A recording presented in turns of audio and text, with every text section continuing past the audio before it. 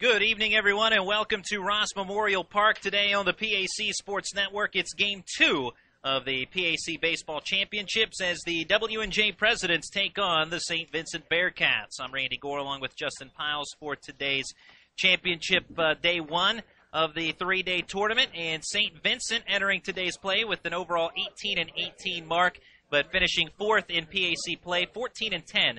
In their conference mark. W&J, the top seed in this tournament, they're 27-11 overall, 18-6 in conference play, as they had to sweep Westminster to earn the host site here today at Ross Memorial Park to achieve that. As all three teams that were vying for the home site swept, but fortunately for W&J, they were a game in front of the standings, so their sweep over Westminster got the job done, and here they are as the top seed and facing a St. Vincent team that, if you remember from last year, actually upset the Presidents in day 1 of tournament play a year ago. Yeah, similar situation to last year.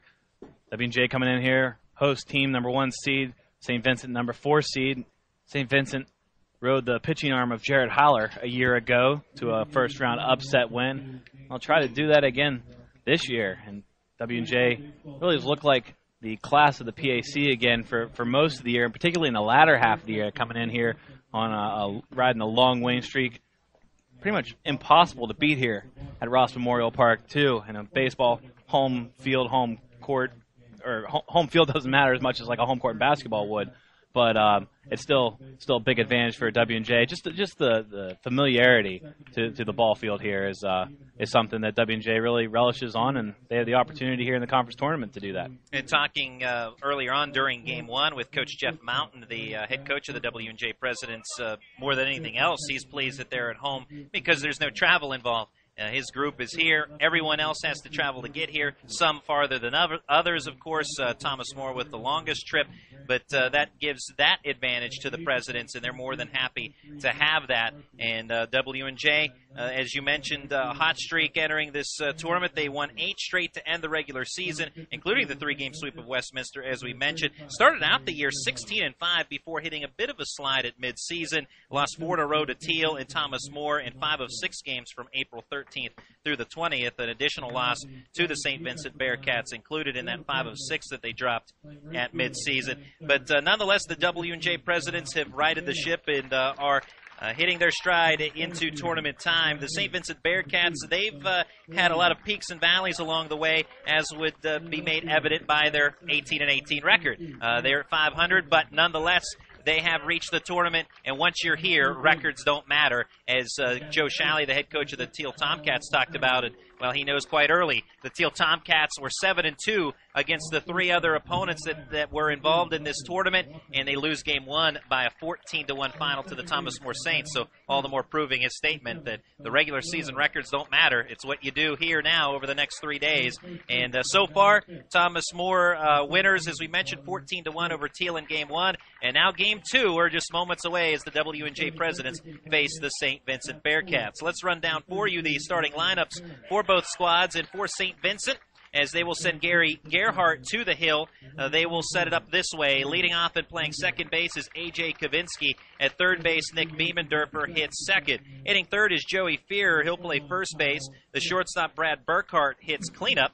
In the 5th spot is Andrew Kazusko. He'll be catching. Out in left field is Jordan Britcher. He'll be hitting 6th. Batting 7th is Grant Crawley, the designated hitter. Center fielder Vince Murphy bats 8th. And hitting 9th, Tanner Master out in right field for the St. Vincent Bearcats. Once again for St. Vincent, it's Kavinsky, Biemendorfer, Fearer, Burkhart, Kazusko, Britcher, Crawley, Murphy, and Master. For the homestanding W&J Presidents, the top seed with the host site here at Ross Memorial Park. Leading off and playing second base is Scott Liller. Out in left field is Derek McIlvain. He'll bat second. Josh Stanish in the 3rd spot is out in right. The catcher, Ronnie Parrish, hits cleanup. Tyler Schultz at first base hits 5th. Batting 6th, Kyle McLean at third base. Designated hitter Kyle Smith is in the 7th spot. Scott Brady hits 8th. He'll play center field. And batting 9th, Michael Ruffing. He'll play short. For starting pitcher, Eddie Nogue.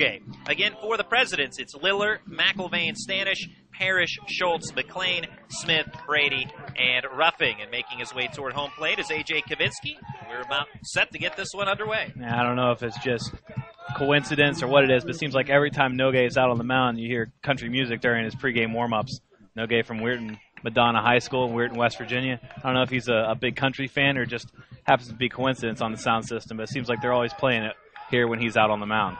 Nogue, the right-hander with the wind of the pitch. Fastball is low, and we are underway in Game 2 of the PAC Baseball Championships. Day 1 of action. As we mentioned, Thomas More defeating Teal earlier on today, 14-1. And now the 1-0 pitch to Kavinsky is a called strike. Evens up the count 1-1. Kavinsky this season hitting .299, no homers, 25 RBIs. He's the team leader in ribbies for the Bearcats out of the leadoff spot. 1-1 pitch. And this one stays upstairs for Nogue. 2 balls and a strike. Eddie Nogue, meanwhile, this is his 13th appearance and 11th start. 9-1 record with a 3.12 ERA. Deals the 2-1. Ground ball rolled to short. Gobbled up by shortstop Ruffing. Throw to first. 1 down to start the ball game. And Nogue very tough to beat. 19-1 career record. So obviously only 1 loss during his college career. Looking to make that 20-1 here tonight. 66 and a third innings this year, 57 strikeouts and 17 walks for Nogue. First in the conference in wins, first in complete games with 4, first in shutouts with 3, and second in strikeouts with those 57 that we mentioned. Inside fastball, ball 1 to Nick Biemendorfer. Biemendorfer stretching the bat up tall to avoid the pitch. Hitting at a .327 pace this year. Takes inside again, but not as far in as the previous pitch, which nearly brushed him. 1 homer, 17 RBIs for Biemendorfer. As Nogue with the wind of the 2-0. Ground ball toward the W&J dugout as he jammed Biemendorfer with that pitch in on the fists. Yeah, Nogue is a fastball slider kind of guy. Not afraid to throw that fastball inside, just like that last pitch. Hitting to saw off some batters, jam them a little bit. Not let them fly out over the plate, and might come outside here with a slider. Oh, back inside with a fastball. And on the inside edge, he gets the strike call. 2 balls, 2 strikes. Home plate umpire today in Game 2 is Brad Swanson. Dave Kernan at first base is the umpire. Ron Whiting working the second base bag. And at third base, Ron Brown, the men in blue today. 2-2, foul ball back to the screen behind home plate. Count will stay the same.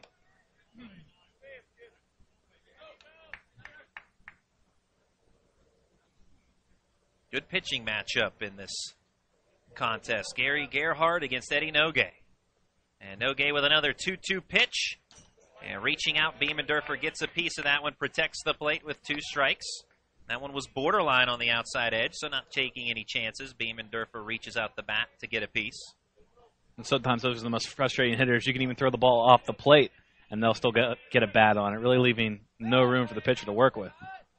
Nogue nods his head, ready to deliver to his catcher Parrish. 2-2 fly ball, right center field, slicing toward the right fielder. Stanish with a diving catch. 2 outs in the top of the first. No, if he got a great read on that ball, but Stanish has a fantastic speed out there in right field. Made up for it, and great diving effort to come up with that fly ball. A head-first dive in toward home plate and making that catch. And Biemendorfer retired on the fine effort there by Stanish. Is now it's Joey Fear. Fear, left-handed hitter, takes low, ball 1. Fear batting at a .325 clip. No homers, 11 RBIs. 1-0. Fly ball pulled well, deep right field. Stanish ranging back toward the fence, and this one is gone. Solo homer, first home run of the tournament, belongs to Joey Fear and the St. Vincent Bearcats with a 1-0 lead. Yeah, just a big uppercut swing from the lefty, and had enough to get out. Just like that, the 4th-seeded Bearcats up 1 early. And I'm sure you can hear over the crowd, Mike, a very jubilant St. Vincent dugout. With the 1-0 lead, Brad Burkhart, the cleanup hitter, will step in next. And so the first home run of the season for Joey Fear. It's a good time to hit it. Yeah. And now here's Brad Burkhart. But before Nogue can settle in, home plate umpire Brad Swanson now will motion everyone in time, ready for play. Nogue's pitch, fastball, strike at the knees. Burkhart, St. Vincent's all-time hits leader, achieving that mark earlier this season with 0-1 pitch, fly ball, right center field. There's another hit for Burkhart. This one will roll in the gap. Cut off right before it gets to the wall by Scott Brady, but Burkhart trying for three, and he'll slide in there safely. So following up the home run, Burkhart with the triple. It's already 1-0 Bearcats, and now a runner at third for Andrew Kazusko.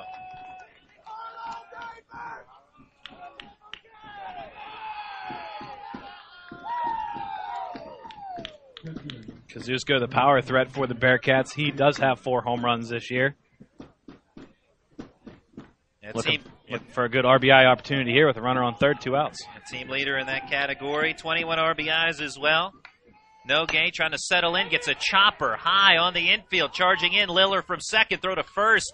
Got that one out of the glove quickly and retires Kazusko 4-3 on the final out of the top of the first. But a solo homer by Joey Fear has the Bearcats on top.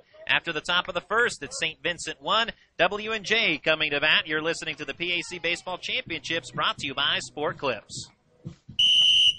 We're here at Sport Clips, the new just-for-guys haircutting place, to see what the buzz is about. How was it? Nice cut, nice price, professional stylist. Doesn't get any better than this. There's sports on TV at every chair. I got an awesome haircut, steam towel treatment, neck and shoulder massage. I went all the way! What are you waiting for? Sport Clips is now in your neighborhood. At Sport Clips, guys win. With 2 locations in Washington County, at the McMurray Shops in Peters Township and at Trinity Point in Washington.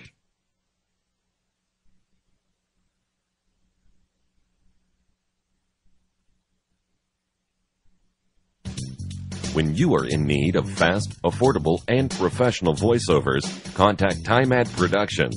TimeAd Productions offers voice services for business presentations, documentary narrations, radio, television, imaging, and commercials, movie trailers, corporate phone systems, websites, audiobooks, and more.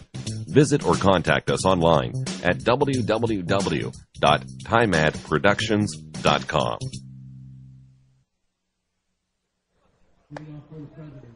Gary Gerhardt is the starting pitcher for the St. Vincent Bearcats today, and he has a 1-0 pad thanks to Joey Fear with a solo homer in the top of the first inning.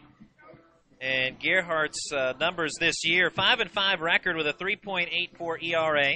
72 2/3 innings has certainly worked hard out on the mound this year. 49 strikeouts, 19 walks, and Gerhardt third in the conference in innings pitched with the 72 2/3 as we mentioned. He's tossed 4 complete games this year, so he has matched Eddie Nogue in that statistical category as he is tied for first with Nogue. 4 complete games, and so it's 1-0 Bearcats. First batter in the bottom of the first is Scott Liller. He takes a fastball outside, ball 1. And similar to last year when the 4th-seeded Bearcats faced the Presidents and upset them in their first-round matchup of the PAC tournament, St. Vincent strikes with a run in the first inning. Struck in the first inning last year for a run on the way to a win. So see how if that catapults them in this game. 1-0 is outside the Liller with the fastball. 2 balls and no strikes. St. Vincent last year with a 7-4 upset over the top-seeded Presidents last year on the opening day of the tournament. And they are certainly hoping for a repeat performance. W&J with other thoughts in mind. 2-0 fastball, a called strike. Liller this year hitting .352. No homers, 10 RBIs, 2-1 pitch. Liller line drive into center field. Coming in, though, center fielder Vince Murphy makes the grab, 1 away. Good contact by Liller, but he hit that ball too hard. Ended up drifting out towards center field. And easy fly out. Well, typically you see DJ Mahalski in the second spot of the batting order for W&J, but today it's Derek McIlvain, and you won't see Mahalski in the 2 spot of the batting order throughout the rest of the tournament and possibly for the season if W&J is able to make it to the NCAAs because of a wrist injury. Here's a first pitch ground ball to third, played by Biemendorfer, throw across. And 2 outs very quickly here in the bottom of the first as it's 1-0 St. Vincent, 2 down for Josh Stanish. But Mahalski suffering a wrist injury. We were talking with Jeff Mountain, the head coach of the W&J Presidents, on air during Game 1 of the tournament, and he mentioned that is certainly a blow. He leads the conference, does Mahalski, in on-base percentage. Also led W&J in batting average this year at .409, so that's a big loss on their lineup, but fortunately for the Presidents, they have a lot of depth, so they're going to try and get by on that as Josh Stanish fouls off the first pitch for strike 1. And even when he doesn't get on base, Mahalski's such a patient hitter at the plate. He eats up pitch counts. He's one of those batters that you just can't throw it anywhere near the plate because he's going to get a bat on it. He'll foul it off. If he doesn't like it, he'll take pitches. So big loss, and plus he plays above-average defense at first base. So very big loss for the Presidents. Stanish, after fouling off the first pitch, takes strike 2. Now behind 0-2 with 2 outs in the bottom of the first. Fouls off another. Stanish, a .396 hitter. He was right behind Mahalski in the team batting race. A home run, 28 RBIs. Team leader in runs scored and base hits. 35 runs, 53 hits. He's a guy, if he finds a gap, it's a triple. You can mark it down. He can fly around the bases. 0-2 hits Stanish. Caught him on the foot. Hit batsman, puts a runner on, and you like to avoid that if you're the Bearcats because Stanish, as you said, he can fly, and that goes for once he's on the bases. He can swipe second and third if he wishes. Especially with an 0-2 count, too. Last thing you want to do is bail a batter out, basically, by hitting him in the foot. And the Presidents, they love to get the running game going, and Coach Mountain said that they're not a power-hitting team, and so they like to put the pressure on the defenses of their opponents in the Presidents Athletic Conference. They have lineup depth, though. 1 through 9 they can hit. 1 through 9 they can run. You'll see them steal. You'll see some hit and runs. If there's a sacrifice situation, Coach Mountain's comfortable with having really anybody in the batting order, including third hitter Stanish or fourth hitter Parrish, put a bunt down. Stanish, 10 stolen bases this year, the team leader, 10 of 15 on the base paths. Throw over to first base by Gerhardt to check Stanish, back in head first. Yeah, if you know those stats, you know the Bearcats are aware of Stanish's running ability, too. And now they have to deal with Ronnie Parrish at the plate as well. So with the Presidents down 1-0 to the Bearcats in the bottom of the first, they would love to get that run back. Gerhardt deals a fastball, ground ball by Parrish, rolled to second to his left fielder by Burkhardt. He'll flip to Kavinsky at the bag, and that ends the inning. Final out goes 6-4. So after 1, the score, it's St. Vincent 1, W&J nothing. You're listening to the PAC Baseball Championships, brought to you by Sport Clips. The Washington Wild Things open a brand new season of Frontier League Baseball on May 17th and play their home opener on Friday, May 24th, when the Wild Things welcome the Southern Illinois Miners to Consol Energy Park. The 2013 season boasts plenty of fun for the family, including Thirsty Thursdays, fireworks on Fridays, and special giveaways throughout the summer. Not to mention the Frontier League All-Star Game on July 17th. For tickets, call 866-456-WILD. That's 866-456-WILD.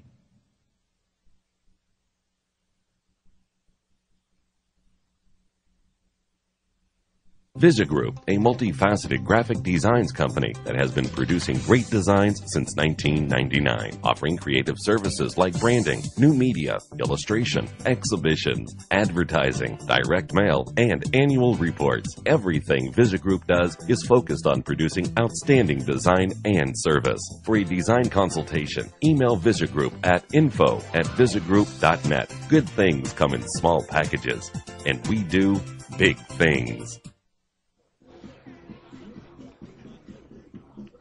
After 1 inning, it's St. Vincent 1, W&J nothing. A solo homer by Joey Fear in the top of the first. His jump started the Bearcats, and in the second, it's Jordan Britcher who will lead off against Eddie Nogue. Nogue, the ace and right-hander for the Presidents, kicks and deals. Fastball on the outside edge for strike 1. Britcher showed bunt and then pulled back there, forcing Kyle McLean to creep in from his third base position. He's back a little bit, a couple steps beyond the baseline. 0-1 is low. 1 ball, 1 strike. Britcher, 361 hitter. No homers, 19 RBIs. Left-handed batter on the 1-1 pitch. Takes something off speed outside off the plate. 2 balls and a strike. Eddie Nogue mentioned he is the ace for the Presidents, and also an intelligent young man as well as the 2-1 fouled out of play. English major and earned academic all-district first-team honors. He and Josh Stanish and Brad Burkhardt on that same all-academic team for St. Vincent. 2-2 pitch to the plate. Another foul ball by Britcher. Nogue, fastball in the mid-80s, changeup and split finger that'll throw. Second-team All-PAC last year. With one more win, Nogue would become the first President to win 10 games in a single season. 2-2 pitch, check swing by Britcher. Holds a swing at that offering that was off the plate. Appeal asked for no swing, says third base umpire Ron Brown. And as you talked about earlier, Eddie Nogue, 19-1 career record. That is more than impressive. Could be better, though. Yeah, 19-0. or 20-0. 3-2 again, fouled off by Britcher. Always room for improvement, is there, Justin Pyles? Always. Well, that's pretty darn good for Eddie Nogay, that's for sure. Right now, though, he and the Presidents trailing 1-0. As Britcher battling at the plate, and he fouls off another 3-2 pitch.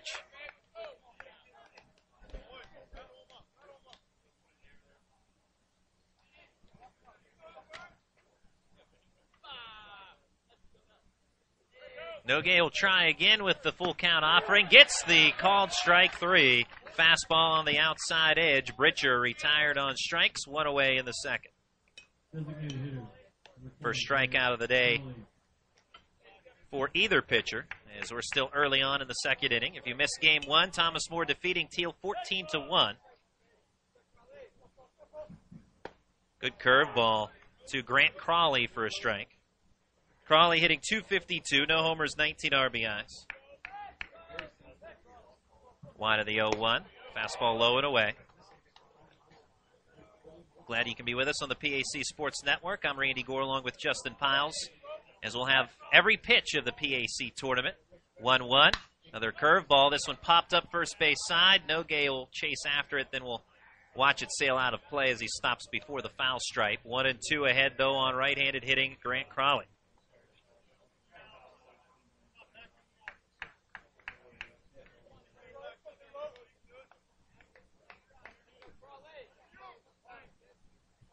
Nogay reading signs from Parrish, now ready with a 1-2. Curveball that just stays off the outside corner. 2-2. Very tempting pitch there for Crawley, but he lays off. That's one that started over the plate and then fell off the table. Here comes the 2-2 fastball this time. Crawley fouls it away. One out, top of the second inning. 1-0 St. Vincent. Solo homer by Joey Fear, the difference in the game so far. Beautiful evening for baseball in western Pennsylvania. It's been a great day to start, and that weather has continued throughout. 2-2 fastball. Narrowly misses the outside edge again. Might have been a tad low, perhaps. 3-2. Here comes the full count offering. Ground ball pulled foul, third base side. The first couple batters of this second inning, making Nogay work out there on the mound. Fouling off several pitches.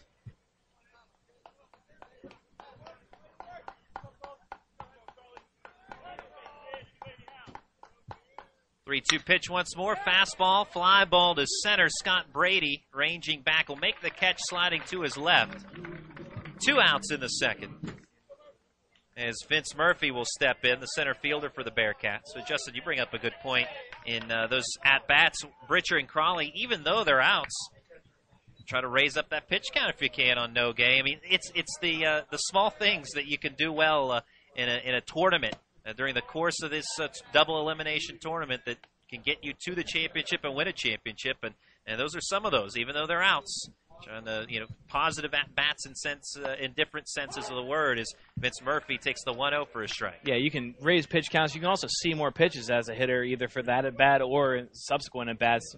Being able to see more pitches from a pitcher, you get more comfortable seeing them and leads to maybe better hitting chances. 1-0 ground ball off the edge of the glove of Nogay, played by shortstop Ruffing, charging in off that deflection, but Ruffing has no play. Infield single for Vince Murphy. That was one of those dreaded, if Nogay lets that go, Ruffing might have a play on it. As soon as he touches it, that ball in no man's land, basically. Ruffing tried his best to charge it, but couldn't throw out the speedy Murphy. That'll go down as a hit. Third hit for the Bearcats today. It's smart by Ruffing not to press the issue. Knew he wasn't going to get Murphy, so just held on to it, and will allow Nogay a chance to get the number 9 hitter here, Tanner Master.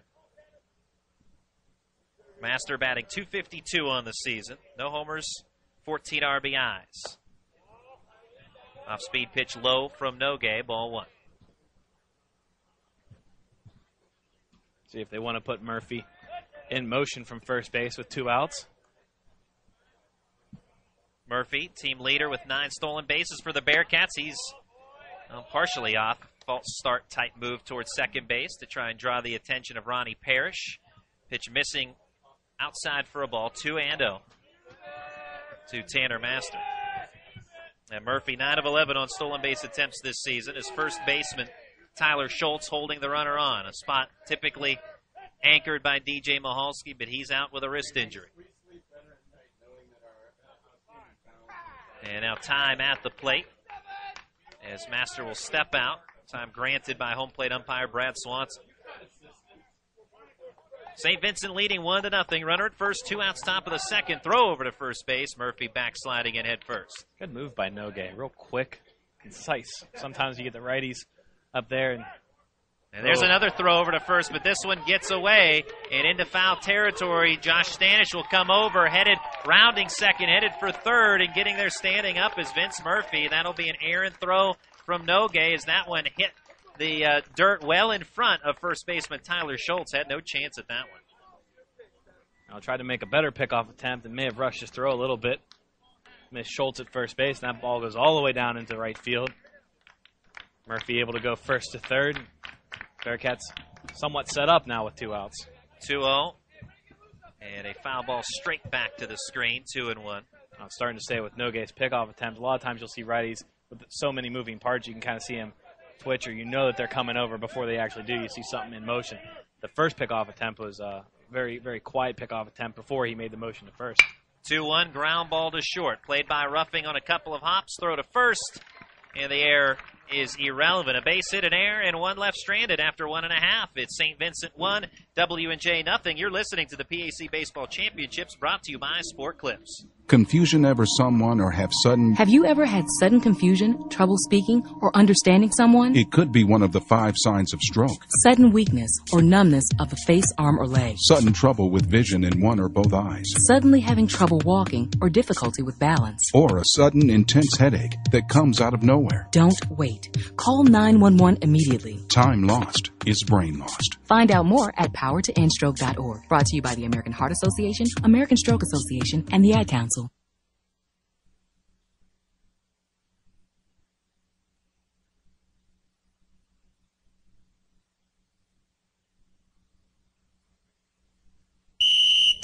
We're here at Sport Clips, the new just for guys haircutting place, to see what the buzz is about. How was it? Nice cut, nice price, professional stylist. Doesn't get any better than this. There's sports on TV at every chair. I got an awesome haircut, steam towel treatment, neck and shoulder massage. I went all the way! What are you waiting for? Sport Clips is now in your neighborhood. At Sport Clips, guys win. With 2 locations in Washington County, at the McMurray Shops in Peters Township and at Trinity Point in Washington. Bottom of the second inning, St. Vincent holding a 1-0 lead. Leading off for the Presidents is Tyler Schultz against Gary Gerhardt. Watches a strike on the outside part of the plate. Schultz, a right-handed hitter. .337 batting average this season with a home run and 22 RBIs. Fastball up out of the zone, over the plate, 1 ball, 1 strike.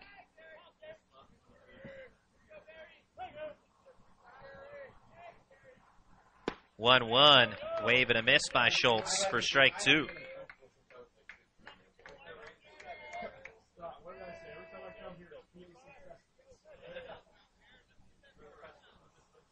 Schultz getting the start today at first base in place of DJ Mahalski with a liner snared by Gerhardt off the mound.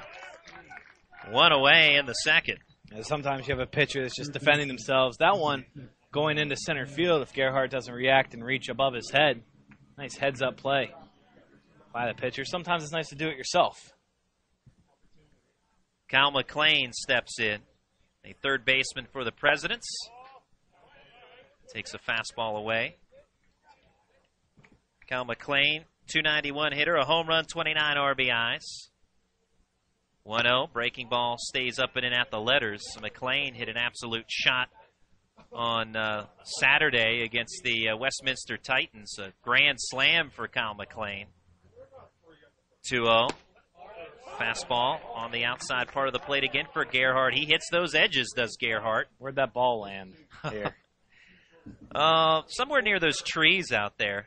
It's a shot. Yeah, it was a shot here at Ross Memorial Park. 2-1 away. I would have been out of Ross Memorial Park. Clears that black fence out there.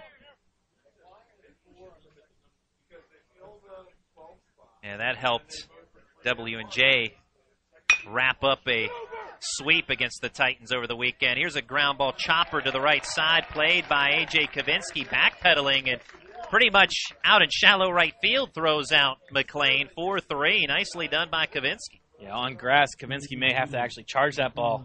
Ball's beat right into the ground by McLean, but on this turf, he had to roll out into shallow right field and turn back against his body to throw McLean out at first base. Well done by Kavinsky, knowing where to go and knowing how the turf was going to take that hit. Kyle Smith takes away ball one. Yeah, Kavinsky playing that ball as if this was his home turf.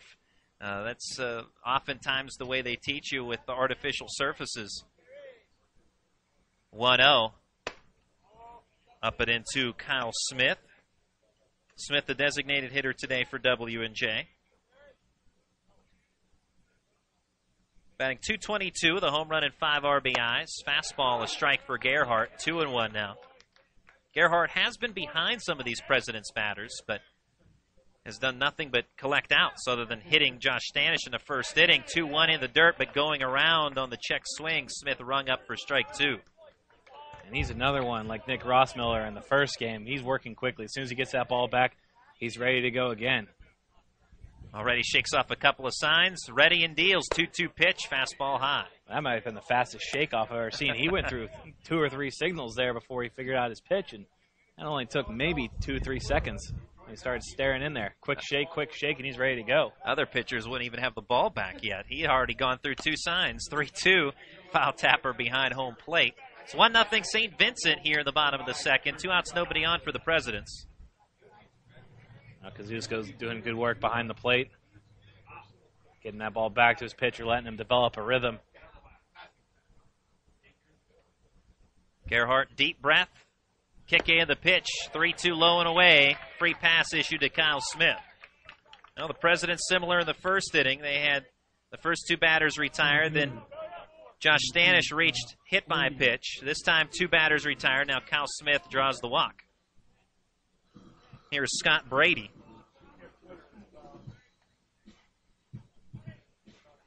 Brady, a .236 hitter, no homers, 13 RBIs. He's the team leader in hit by pitches. 14 times he's been hit by a pitch this year, has Scott Brady. Throw to first. Back in safely. Close play, though, at first base, but Smith is back. Coach Mountain going over signs down from a third base coaching box. See if puts the runner in motion here with 2 away, trying to move up in the scoring position. And President's second in the conference in stolen bases collectively. And as you talked about an inning ago, 1 through 9, this team can run.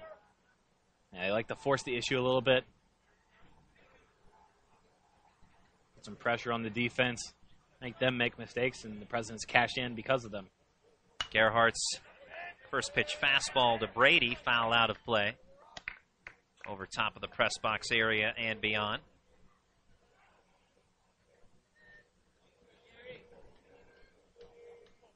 A great facility here at Ross Memorial Park, not just for the ball players, but for us as well. Oh, yeah. Great press box. Great vantage point up here. From the stretch, Gerhardt peeks over his left shoulder, and a ground ball through the right side of the infield for a base hit. Smith headed for second. He'll stop there. Runners at first and second for W&J and Michael Ruffin.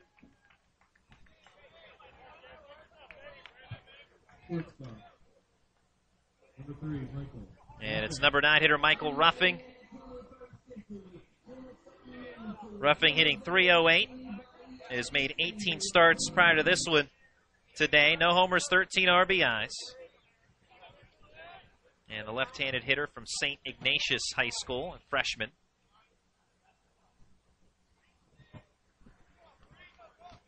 With 2 on board for the Presidents, trailing 1-0 bottom of the second. Smith at second, Brady at first.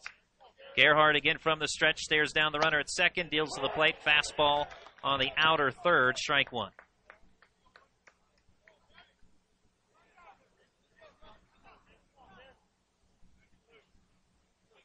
Gerhardt nods and comes set.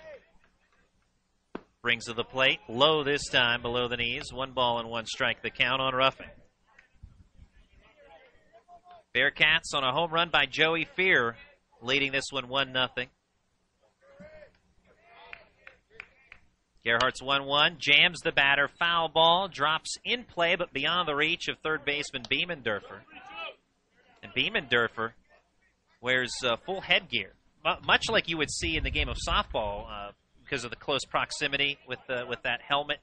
But he was hit by a ball semi-recently, and so wearing the headgear. 1-2 pitch. Ground ball, first base side foul into the St. Vincent dugout. Good hard breaking pitch that time from Gerhardt. Ruffing able to just get a bat on it, stay alive. 1-0 St. Vincent, bottom of the second. Presidents trying to tie it up here with Ruffing at the plate, Smith at second, Brady at first. Pitch from Gerhardt, breaking ball in the dirt. Good stop by Anthony Kazusko, the catcher. Or excuse me, Andrew Kazusko, the catcher.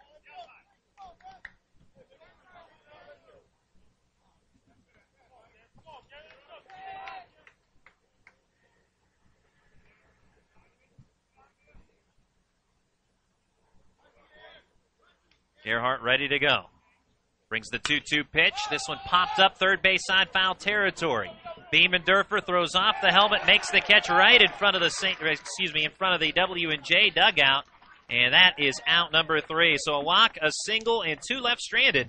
After 2 innings, it's St. Vincent 1, W&J nothing. You're listening to the PAC Baseball Championships, brought to you by Sport Clips. Disability affects the lives of over 29,000 people in Fayette, Washington, and Greene counties.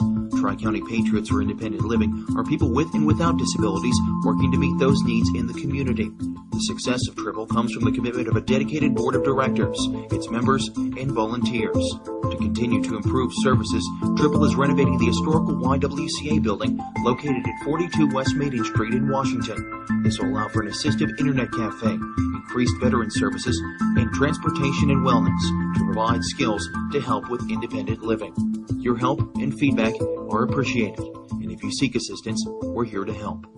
Call us at 1-877-889-0965. That number, 877-889-0965. Or visit us online at triple.com and on Facebook. At Ross Memorial Park, it is 1-0 St. Vincent over the W&J Presidents. Top of the third, A.J. Kavinsky, Nick Beeman-Durfer, and Joey Fear due up. It's Fear's solo homer that has the Bearcats in the lead. Leading off for the Bearcats, second baseman A.J. Kavinsky.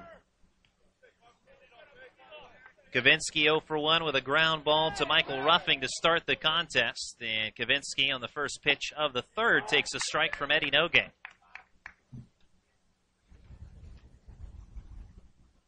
These two teams head-to-head this season. W&J taking 2 of 3. As this one, line drive up the middle, base hit. Kavinsky with a leadoff single. The Presidents winning 7-2 and 8-4 over St. Vincent. And the Bearcats lone win a 7-1 victory over W&J.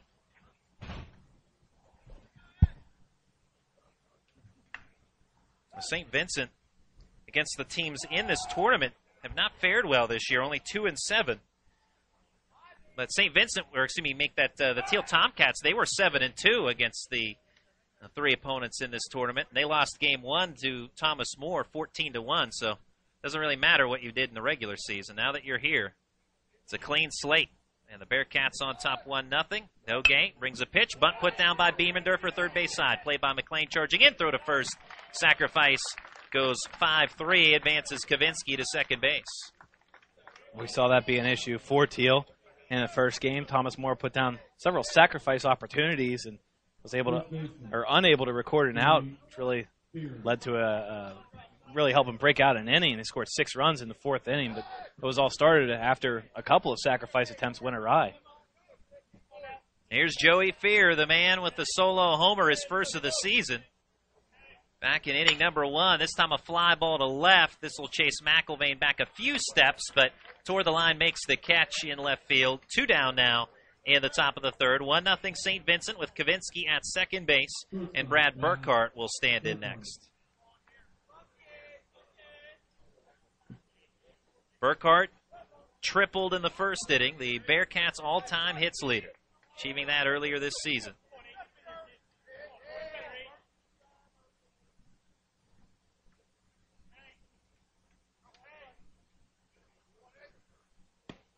And Burkhart takes an off-speed pitch on the inside edge for strike one. Right-handed hitting Burkhart. And became the school's all-time hits leader with a 4-hit performance on April 12th against Penn State Altoona. Now, if you're going to do it in style. 4 hits on the day. Yeah, make it no doubt. 0-1. High fly ball, shallow right. Stanish slides over and in a few steps to make the grab. That ends the inning. Leadoff single by Kavinsky. He's left at second. And the score after 2.5, it's St. Vincent 1, W&J nothing. You're listening to the PAC Baseball Championships, brought to you by Sport Clips. When you are in need of fast, affordable, and professional voiceovers, contact TimeAd Productions. TimeAd Productions offers voice services for business presentations, documentary narrations, radio, television, imaging, and commercials, movie trailers, corporate phone systems, websites, audiobooks, and more. Visit or contact us online at www.timeadproductions.com.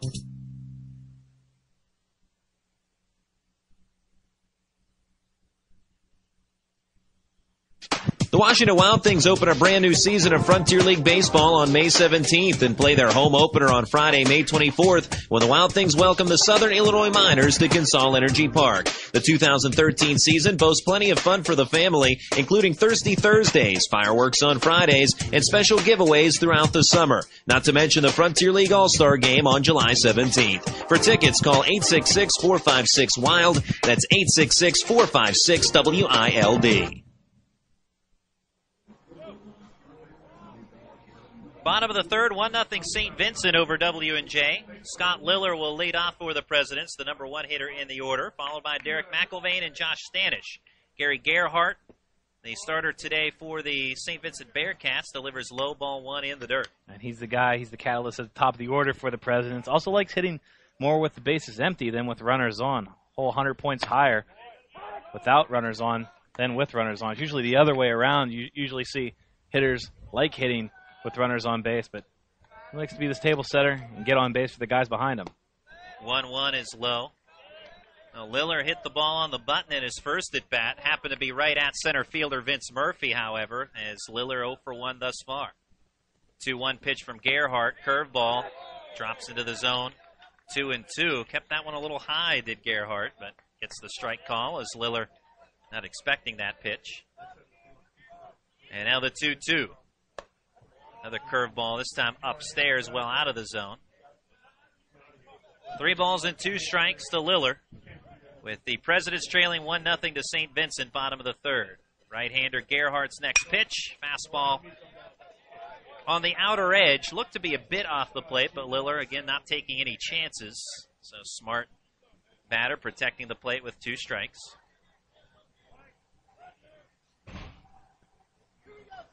Gerhardt reading signs with Andrew Kazusko. Shakes off one sign. 3-2 pitches inside for ball 4. Leadoff walk to Scott Liller starts the bottom of the third. Left fielder, Derek McIlvain. Here's Derek McIlvain, 0 for 1. W&J, the top seed and host team of the PAC tournament, in their home white uniforms. Red numerals and lettering and black trim. St. Vincent in their road black uniform tops, black caps with the green bill, green numerals and lettering and white trim. Throw over to first to check Liller. He's back safely.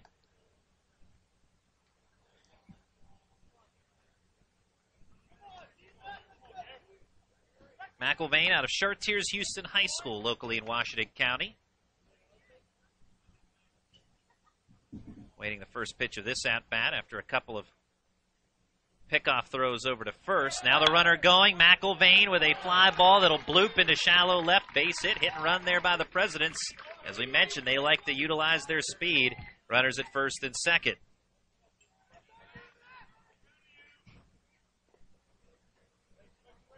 Nobody out for Josh Stanish. He was hit by a pitch in the first inning. Now has 2 ducks on the pond here in the bottom of the third as W&J trails it by a run, but a chance to answer the Bearcats with that 1-run pad. Yeah, definitely a lot of things you can do here with Stanish. Very good with the bat, very fast in the box. Good base runners on the bases in front of him. Gerhardt will spin off the mound to look Liller back to second base.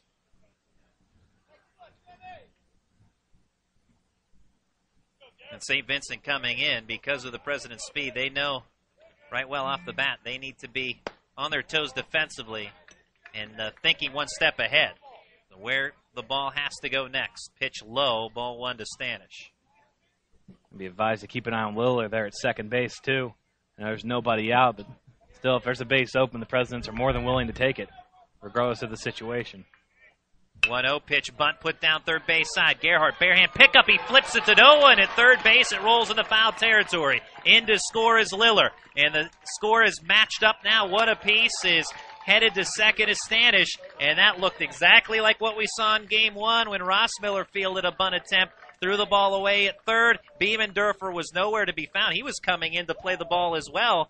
And so as it turns out, it's an error E1 that allows Liller to score. And it's a 1-1 ball game. And you can kind of see that play developing even before that ball was bunted. Beemendorfer was back, and Gerhardt being already falling towards the first base side, which leaves a huge hole on the third base side. It was there for the taking if Stanish wanted to put the bunt down, and he did. He had that play beat. Gerhardt's only play was to third base. Unfortunately, there was no third baseman, so he ended up throwing the ball into foul territory down the left field line. So Stanish with the bunt. Fielder's choice. He goes to second. I gave him a single on that bunt. Oh, okay. Base hit. So hit and error, as it turns out, infield single. Oh, that's right on that call. So infield single, and then McIlvain to third, and the error is what moves them to second and third, and also brings Liller home because that was going to be a base hit regardless. Yeah, absolutely. So there's no play for anyone there. Gerhardt, really, what he should have done was eat that baseball. Yeah, eat that baseball, and at the worst, you have bases loaded, no runs in.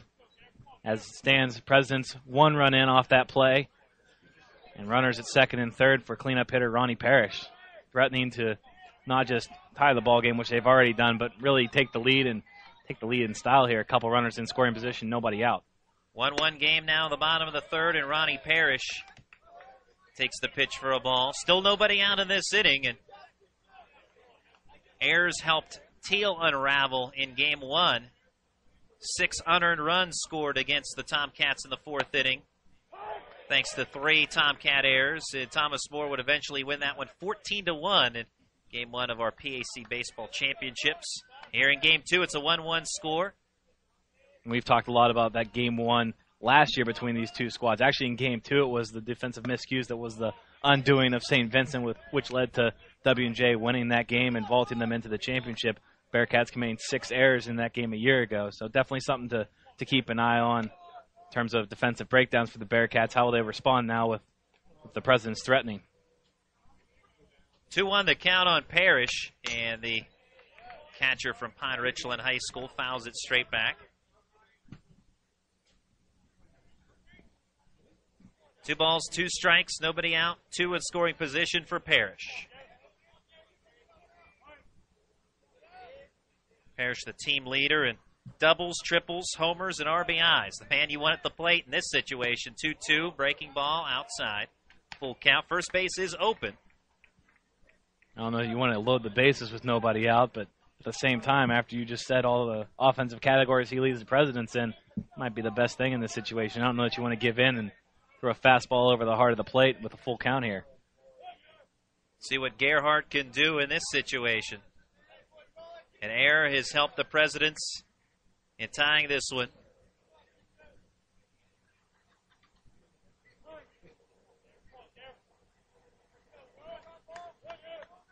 And the payoff pitch, outside ball 4. So the walk to Parrish loads them up for Tyler Schultz.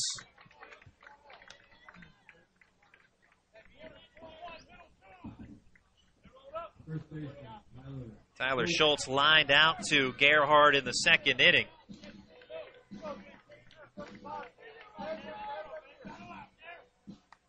And has the bases loaded, nobody out in the bottom of the 3rd. We have a 1-1 score between W&J and St. Vincent. Schultz with the bases loaded this year, 2 for 7, 286 average. Goes after the first pitch, fouls it away over the Bearcats dugout area on the first base side and beyond.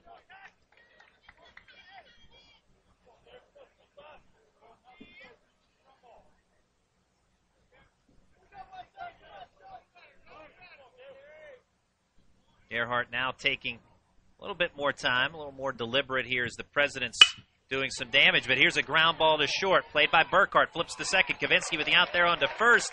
It's a 6-4-3 double play. Presidents do take the lead, though. Derek McIlvain trots home on the double play ball. No RBI for Schultz, but it is 2-1 W&J. Also moving to third on that double play ball is Josh Stanish.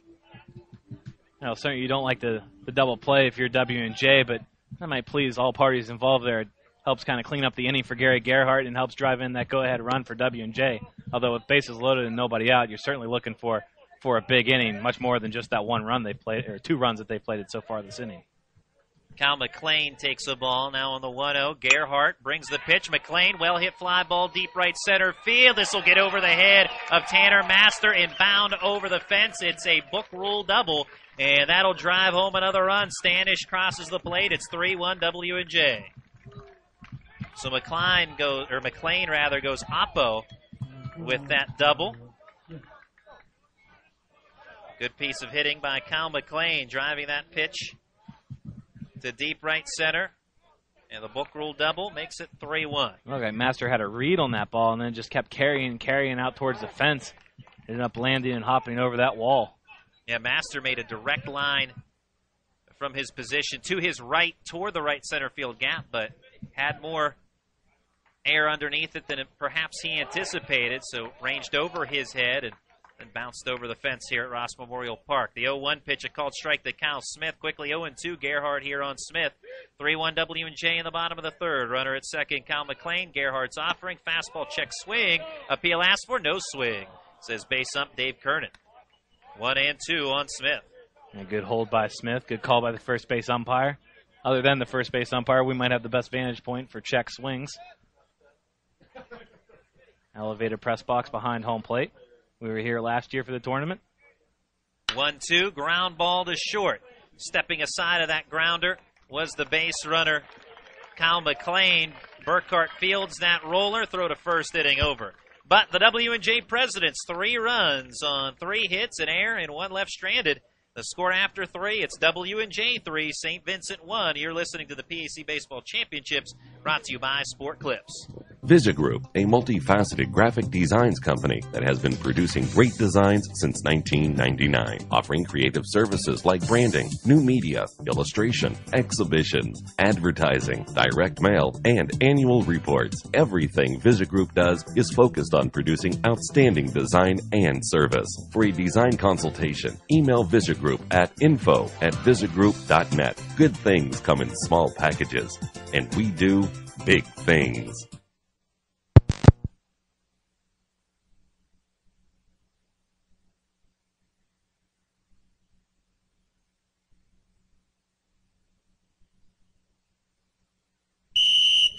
We're here at Sport Clips, the new just for guys haircutting place, to see what the buzz is about. How was it? Nice cut, nice price, professional stylist. Doesn't get any better than this. There's sports on TV at every chair. I got an awesome haircut, steam towel treatment, neck and shoulder massage. I went all the way! What are you waiting for? Sport Clips is now in your neighborhood. At Sport Clips, guys win. With 2 locations in Washington County, at the McMurray Shops in Peters Township and at Trinity Point in Washington.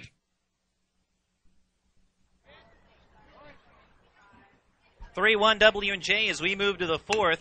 First pitch of the inning fouled away by Andrew Kazusko of the St. Vincent Bearcats. Strike 1. Eddie Nogue, the starter for W&J, on the hill. And he now has a 2-run advantage thanks to the President's work in the bottom of the 3rd. And Nogue with the wide of the 0-1. Kazusko, chopper third base side, foul ball. Count rolls to 0-2. For those of you scoring along at home, that error on Gary Gerhardt in the 3rd inning proves to be irrelevant in terms of the grand scheme of things as far as earned runs, as all runs earned in the 3rd.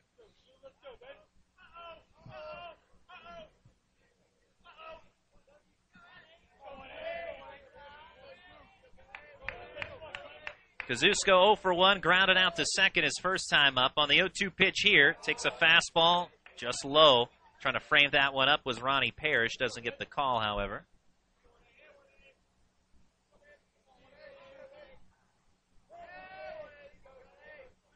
Nogue wide in the delivery.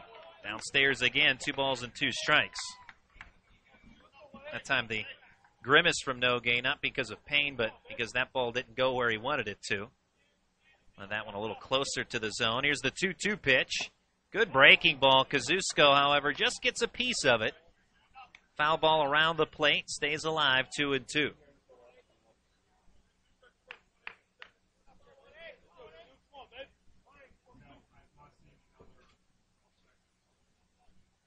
This time, Nogay gets the swing and a miss for strike 3. Second punch out of the day for the President's right-hander. One down to the top of the fourth.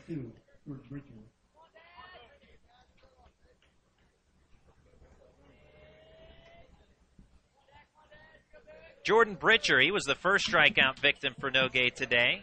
Foul ball back to the netting. 3-1 W&J in front. Bearcats with a solo homer by Joey Fear in the first inning. Presidents with 3 runs in the bottom of the third. Fly ball hit well by Jordan Britcher to deep right center field. This is over Brady and into right center and over the fence. Book rule double for Jordan Britcher with 1 out. I think that might be a fortunate bounce for W&J where Brady was playing very shallow in center field. That ball hits off the wall. I think you can see Britcher cruising into third base pretty easily. Yeah, that ball was driven well deep by Britcher. 325 to left, 325 to right, 390 to straightaway center, 365 into the gaps here at Ross Memorial Park. With 1 out, first pitch swinging, Crawley fouls that ball off the equipment, I believe, of Ronnie Parrish, and then back. Might have caught our home plate umpire as well, perhaps. Nonetheless, it's strike 1. Crawley, he's 0 for 1, flat out the center in the second inning. Speaking of the dimensions around the ballpark, real quick, a real short outfield fence, too, which leads to a lot of book rule doubles here, bouncing off the turf and over the fence. 0-1, fly ball to center. Brady will range back, sets himself, makes the catch. Tagging from second is Britcher, and slides in safely to third without a throw. 2 down in the inning, though, for Vince Murphy. Brady learned from the last area. You can see he wasn't nearly as shallow for Crawley as he was for Britcher. That time maybe 2 steps back on a fly ball. It was hit about the same spot on the field. A good defensive outfield for W&J, and Brady with good speed, but as you mentioned, playing pretty shallow on the Britcher double, and backed it up a bit and was in good position to reel in the fly ball by Crawley. Now it's Vince Murphy who takes the ball. Runner at third is Britcher. Presidents in front 3-1, top of the fourth.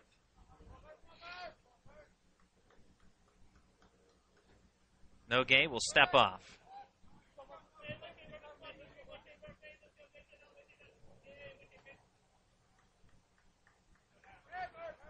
Now the 1-0. Catches the outside part of the plate. Murphy, left-handed hitter. He singled in the second inning.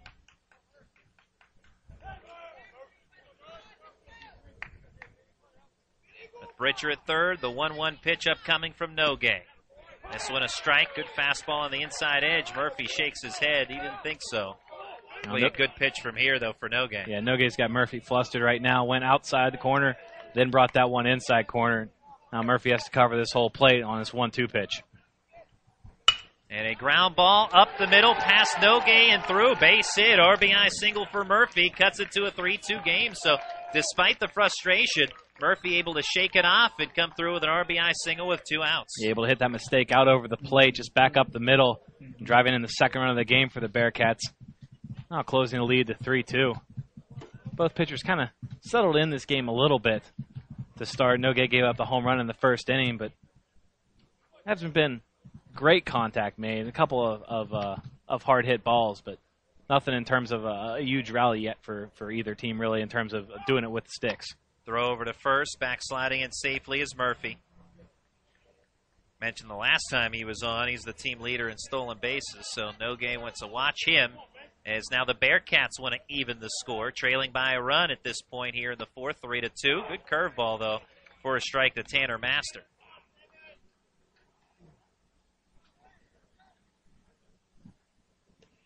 Checking the signs with head coach Mick Janosko, the Bearcats, out of the third base coaching box in his 16th season. Talked with him during Game 1 live on the air. Throw over to first, and once again Murphy back in. Coach Janosko earned his 300th career victory with an 8-6 win over Grove City on April 30th, part of a doubleheader sweep. Said he was very humbled by achieving that mark. 0-1 pitch. An up and in fastball that Master couldn't resist. Takes a cut, comes up empty. Strike 2.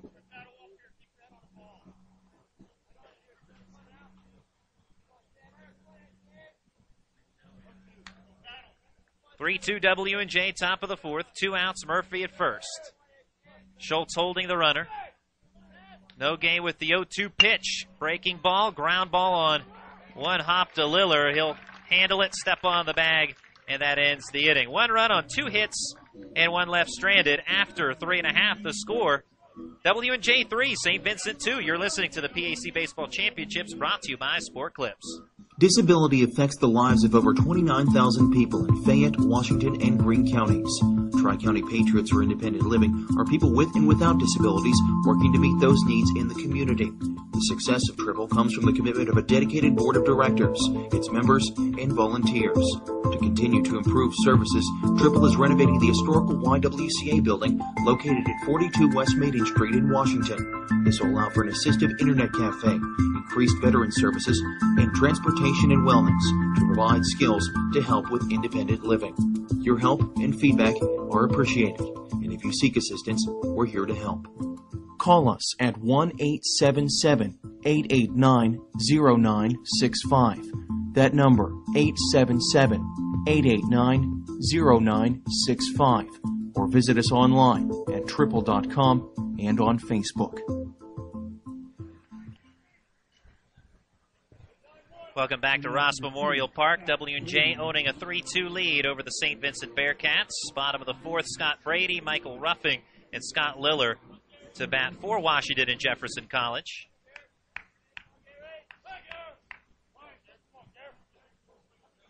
Gary Gerhardt, the starter for the Bearcats this evening.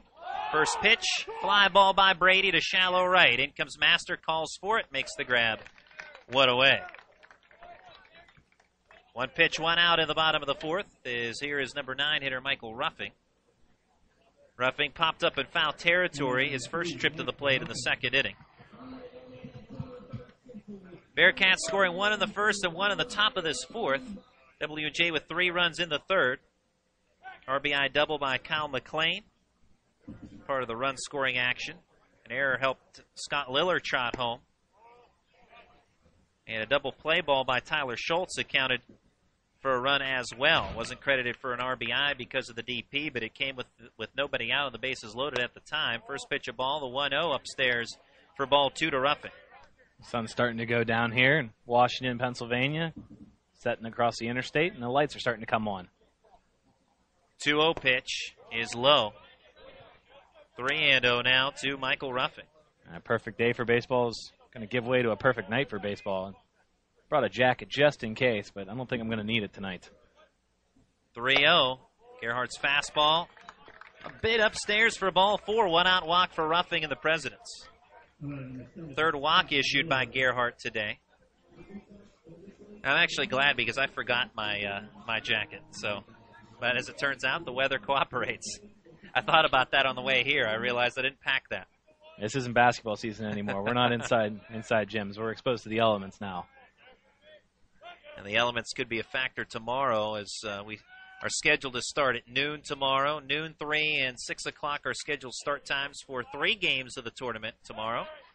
And check in with us on the PAC Sports Network. Also the PAC website. As surely we hope to get things started on time, but we'll have to see what Mother Nature has in store for us. And the Twitter account, too. We're at PAC Sports. You can send us a message or follow us.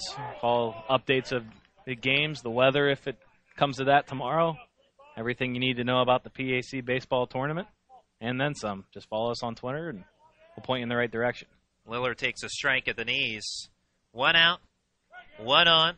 1-run lead for W&J, bottom of the 4th. Throw over to first to check Ruffing. He's backsliding in safely. Yeah, feel free to tweet at PAC Sports, as Justin mentioned, that whether it be in-game, after-game, you name it, as we like to hear from you. 0-1 pitch, and Liller with a skied fly ball to right center. Ranging to his left is Vince Murphy as he corrals that one. 2 away now in the 4th.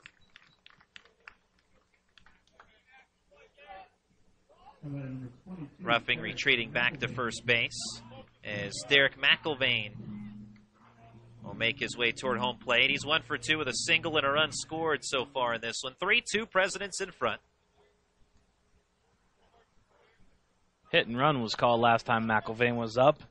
Liller was on first instead of Roughing, but McIlvain, little bloop single in the left center field. See if that's on here.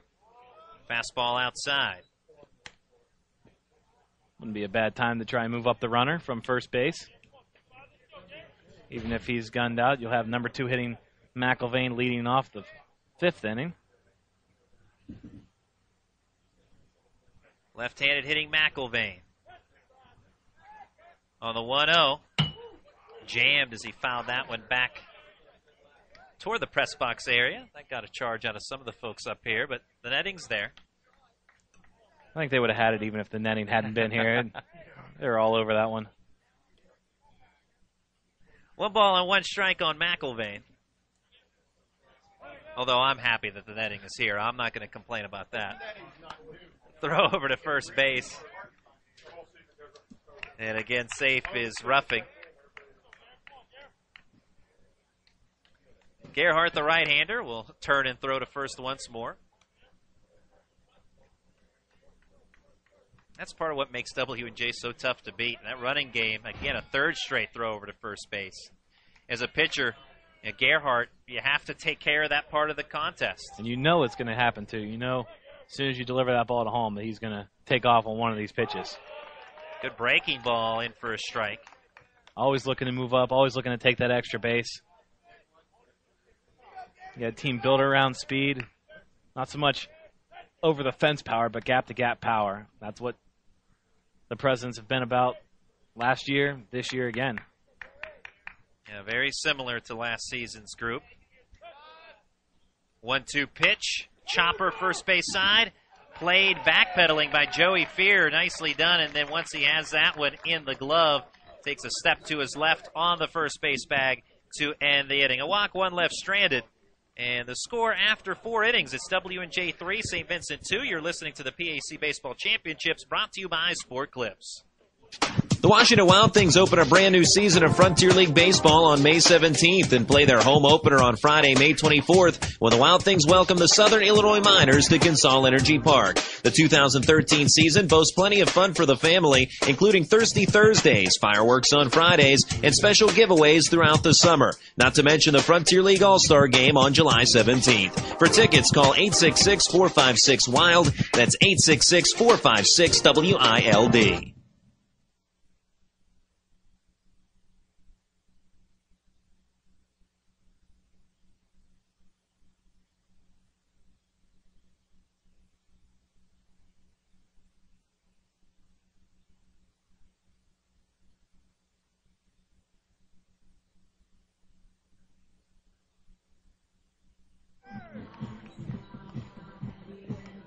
Three-2 W&J over the St. Vincent Bearcats. We head to the 5th. 3 runs on 4 hits, 1 error for W&J. 2 runs on 6 hits and 1 error for St. Vincent.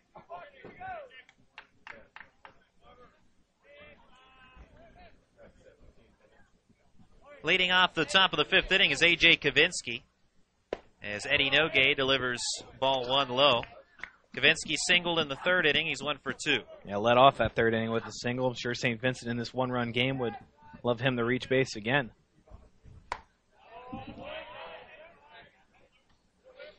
Next pitch out of the zone. 2 balls and no strikes to Kavinsky. 2-0, liner up the middle. Another base hit for A.J. Kavinsky. 2 for 2 day. Long, wide turn around first base, but we'll just stay put. 7th hit of the day for St. Vincent. Just 2 runs so far. They have left 4 on through 4 innings. W&J, 1 worse. They've left 5 on. Something to look at in a 1-run game. 3-2 right now. Could be that much more for both teams. Eddie Nogue, throw over to first. And back is Kavinsky. Nick Biemendorfer, 0 for 1, plus a sacrifice bunt to his credit. Toss to first. Kavinsky back again. Kavinsky out of Baldwin High School. Nick Beamendorfer, senior of Lewistown, PA. Noge from the stretch, brings to the plate. Breaking ball, strike one.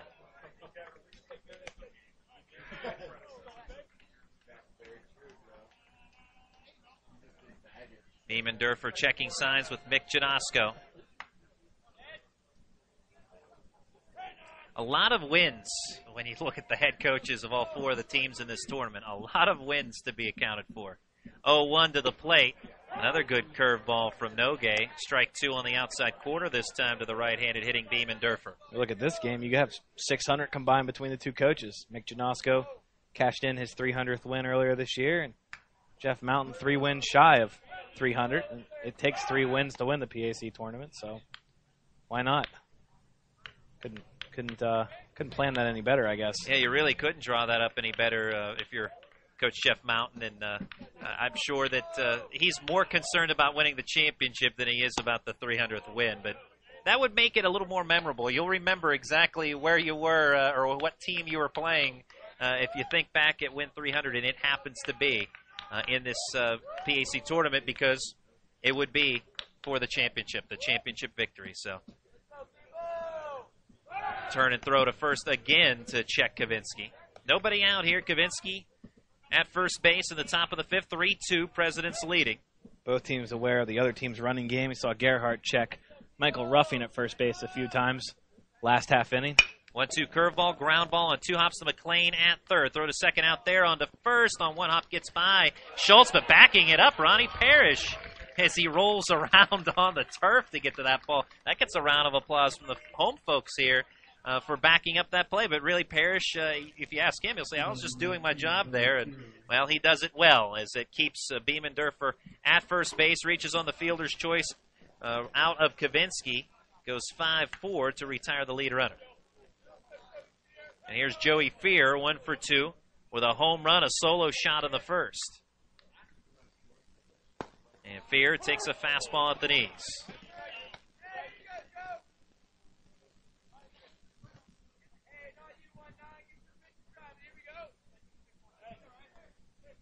Noge with the lean in, checking signs with Parrish. 0-1 outside.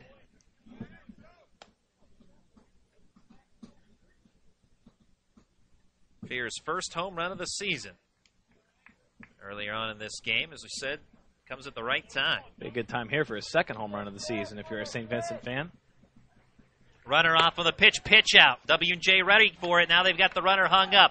McLean, make that roughing rather, throws back to Schultz. And now chasing down the runner is Scott Liller on the tag out. So on that rundown play, 2-6, 3-4, you're out, and 2 down, bases clear.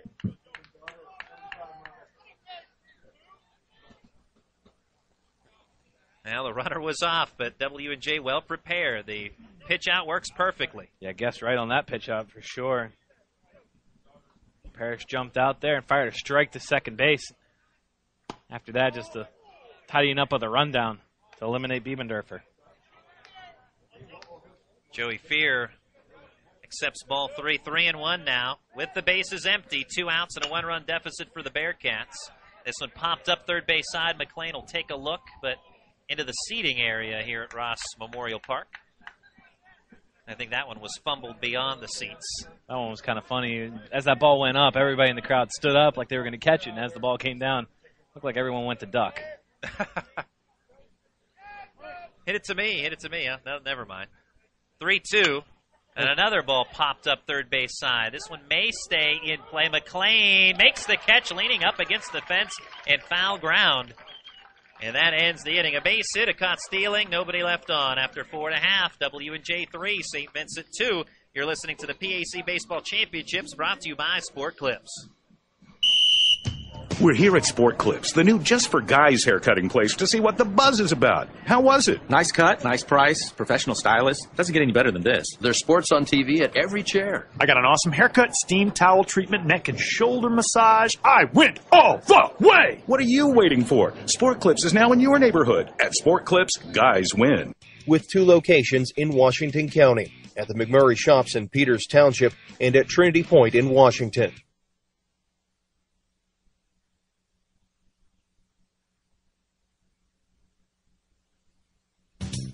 When you are in need of fast, affordable, and professional voiceovers, contact TimeAd Productions.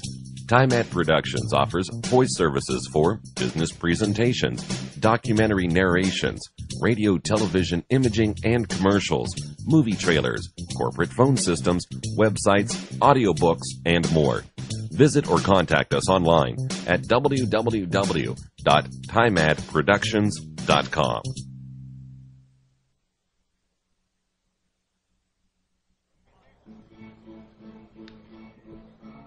3-2 Presidents over the St. Vincent Bearcats. Bottom of the fifth, Josh Stanish, the leadoff hitter against Gary Gerhardt, who deals low, ball one. Stanish hit by a pitch in the first, single and scored in the third. Trying to reach base for a third time as he takes a curveball downstairs, 2-0.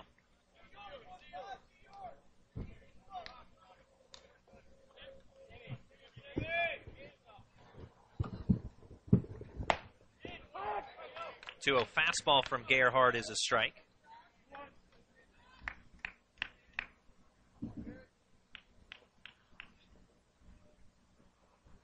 And now the 2-1 pitch up and away to the left-handed hitting Stanish.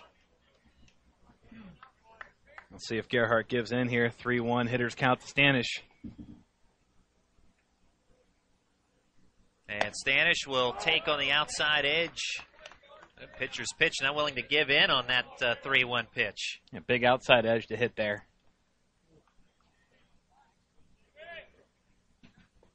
Full count, payoff pitch. Line drive by Stanish into left center field. Gets down for a base hit, leadoff single.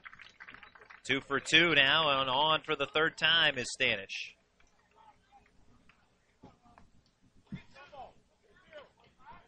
Number 32, Ronnie Harris. Stanish, the product out of Franklin Regional High School. On board for Ronnie Parrish. He walked in the third, 0 for 1 overall. Another situation where you can do so much with Stanish on first.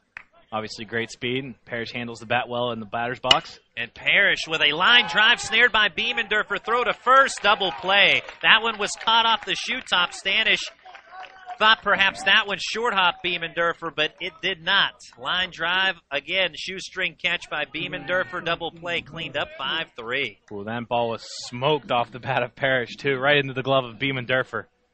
Stanish off on the pitch, or off on the hit. No chance to return to first.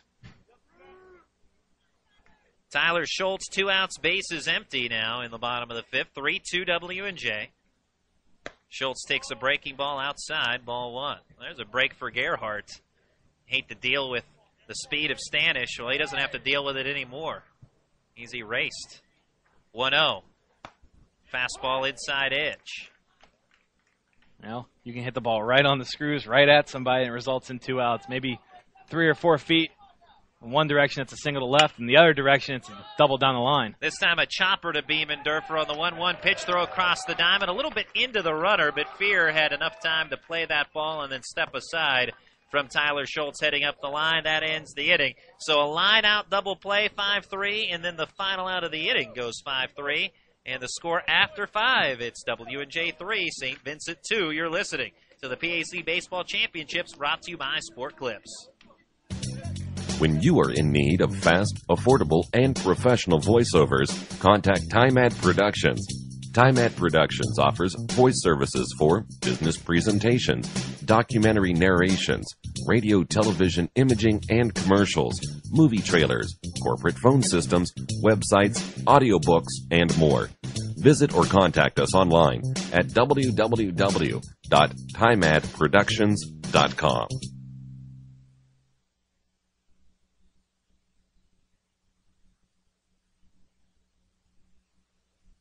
The Washington Wild Things open a brand new season of Frontier League Baseball on May 17th and play their home opener on Friday, May 24th, when the Wild Things welcome the Southern Illinois Miners to Consol Energy Park. The 2013 season boasts plenty of fun for the family, including Thirsty Thursdays, fireworks on Fridays, and special giveaways throughout the summer. Not to mention the Frontier League All-Star Game on July 17th. For tickets, call 866-456-WILD. That's 866-456-WILD. W&J on top 3-2 over the St. Vincent Bearcats. Top of the sixth, Brad Burkhart leads off. And Burkhart takes a good curveball from Eddie Nogue, strike one.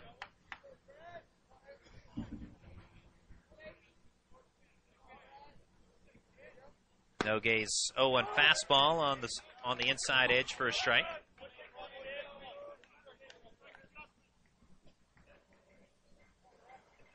And the kick of the 0-2 from the W&J right-hander. Ground ball headed up the middle. Diving play made by Ruffing. Gets to the ball, knocks it down, but it's an infield single for Brad Burkhart. Good effort there by Ruffing to get to that ball, but had no play behind the bag. Infield single. And third time in the last 4 innings that the Bearcats leadoff man has reached. Still trailing by 1 run. Getting a little bit late now, 6th inning. Still plenty of time to hit him around. See if Coach Janoska wants to force the issue or let Kazusko swing away here. Both of these teams have had at least a runner on in every inning. It's been a well-pitched game, but both teams have had their fair share of base runners today. You mentioned the left on base, 4 for St. Vincent and 5 for W&J so far in this game. And that doesn't count double plays and such. Bunt put down foul, third base side. That was an up and in pitch. Kazusko tried to get it down, but could not. It's been a strange game in terms of it's still a 3-2 game. But there's been a ton of scoring opportunities in this game, like you mentioned, with runners on base. But it doesn't feel like either of these pitchers have really been tattooed. We've had a home run. We've had a couple of extra base hits. But neither team has really put them together in succession where it's been kind of, this pitcher struggling out here on the mound. They've done a good job of scattering the runners. 0-1 from Nogue. Curveball just misses the outside corner. Kazusko, the right-handed hitter. 0 for 2 with a ground out and a strikeout. Tried to bunt on the first pitch of this AB. Kept the bat on his shoulder on pitch number 2. With Burkhart at first, the 1-1. Pitch out, nothing doing this time for the Bearcats. Pitch out worked to perfection in the 5th inning as the Presidents recorded a 2.634 caught stealing on Nick Biemendorfer. Nogue, pickoff move, back standing is Burkhart. Always a good idea to run the pitch after the pitch out. You wouldn't think the defense is going to pitch out twice. 2-1, fly ball right center. As the outfielders converge, it is Stanish who makes the catch to his right in the gap. 1 out, retreating back to first is Burkhart.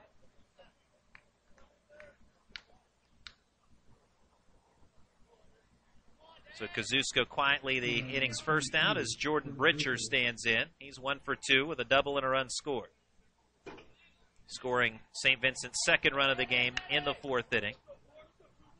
On an RBI single by Vince Murphy that cut the score to where it's at right now, 3-2 Presidents. First pitch upstairs, ball 1 to Britcher. Day 2 of the PAC Baseball Championships scheduled to start at noon tomorrow. Noon 3 and 6 the start times. Have triple header action. 1-0 pitch. Nogue gets a strike at the knees on Britcher, 1-1. Well, we know game 1 will have the Thomas More Saints involved. The winner of this one will face the Saints at noon tomorrow. Nogue from the stretch, pick off. Quick throw in that direction, but Burkhart back in. There's that good pickoff move by Nogue we see. A couple of pitchers that are good at holding runners, Nogue and Gerhardt. Eliminates the running game. Another pitch out there, nothing going. Outside for ball 2. Another luxury you have with a pitcher like Nogue, because he's typically so good with his command, is you could obviously intentionally throw a pitch outside or two here and there. Runner off this time on the 2-1, which is up and away. Throw into second base. The ball's dropped by Ruffing. Would have been a caught stealing, but can't hang on to the ball. And it's a stolen base for Burkhardt. It wasn't a pitch out, but it might as well have been ball up and out to left-handed hitting Britcher. And I'm sure Parrish would like that one again to try it, or Ruffing would like that one again. Receiving that throw from Parrish right on the money, just dropping that ball at second base. So it ends up being a stolen base for Burkhardt, his 7th of the season. Foul ball on the 3-1 pitch for Britcher. Runs it to a full count now. Yeah, that fastball that was up and outside, as you said, might as well have been a pitch out because it took Parrish right into the direction he wanted. The pitch got there quickly, put on a quick throw, and Ruffing coming across the bag, tried to snare it and put down the tag. Well, he got the tag down, but didn't have the baseball in. Did not have that tucked away yet. 3-2 Presidents in front. Runner in scoring position, though, here in the top of the 6th for St. Vincent. Jordan Britcher looking for the equalizer.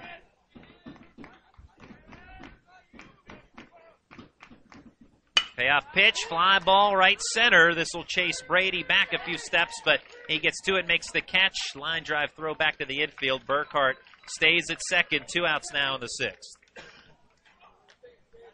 Ball hit well by Britcher, but Brady was there to make the catch. Another one of those cases where he hit the ball hard, but finds leather. He hit the ball too hard. If he hit that a little bit softer, it bounces in front of the outfielder, might have a chance to score a run there. Just one of the nuances of baseball. Grant Crawley has flied out to Brady twice today. 0 for 2. And foul ball straight back toward us, but a little low underneath at the netting. 1 strike on Crawley. That one may have taken out the crowd, Mike, if the net had not been here. Presidents 3 runs on 5 hits, 1 error. St. Vincent 2 runs on 8 hits and 1 error. Nogue from the stretch. Double takes the runner, deals to the plate. 0-1 curveball. Well out in front. Crawley swings and misses strike 2.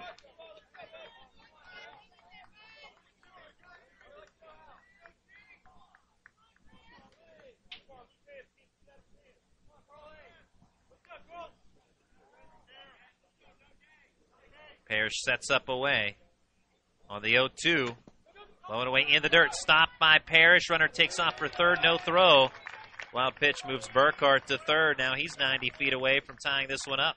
Probably a good play by Parrish. Took that ball off the face mask while it was sitting in front of him. Probably had to rush his throw. That was a good idea. Knowing the count, knowing the number of outs. 1-2 count, 2 outs. Just allowed Nogue to focus on retiring the batter in the box.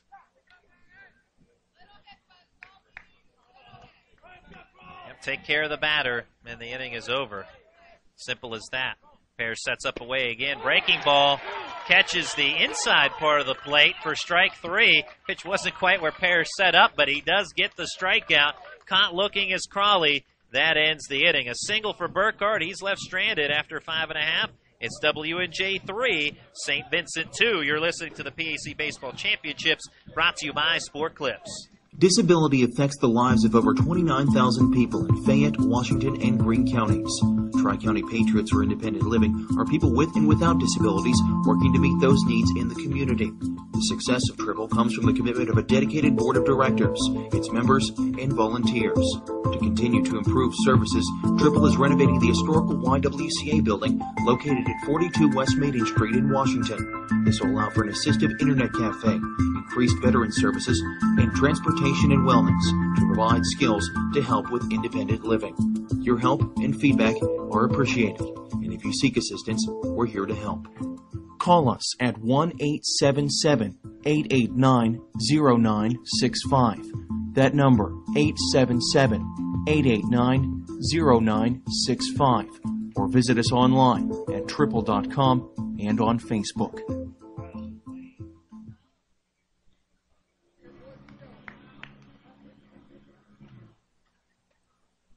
(3-2) W&J, bottom of the 6th. Kyle McLean leads off. He doubled in a run in the 3rd inning. And right now that double the difference in the game, as it has the Presidents up by a run, 3-2. First pitch from Gary Gerhardt, outside, ball one. And McLean with a fly ball into shallow left center field over the glove of shortstop Brad Burkhart, and it's a leadoff single. McLean 2 for 3 now today. How about number 21, Pyles Smith?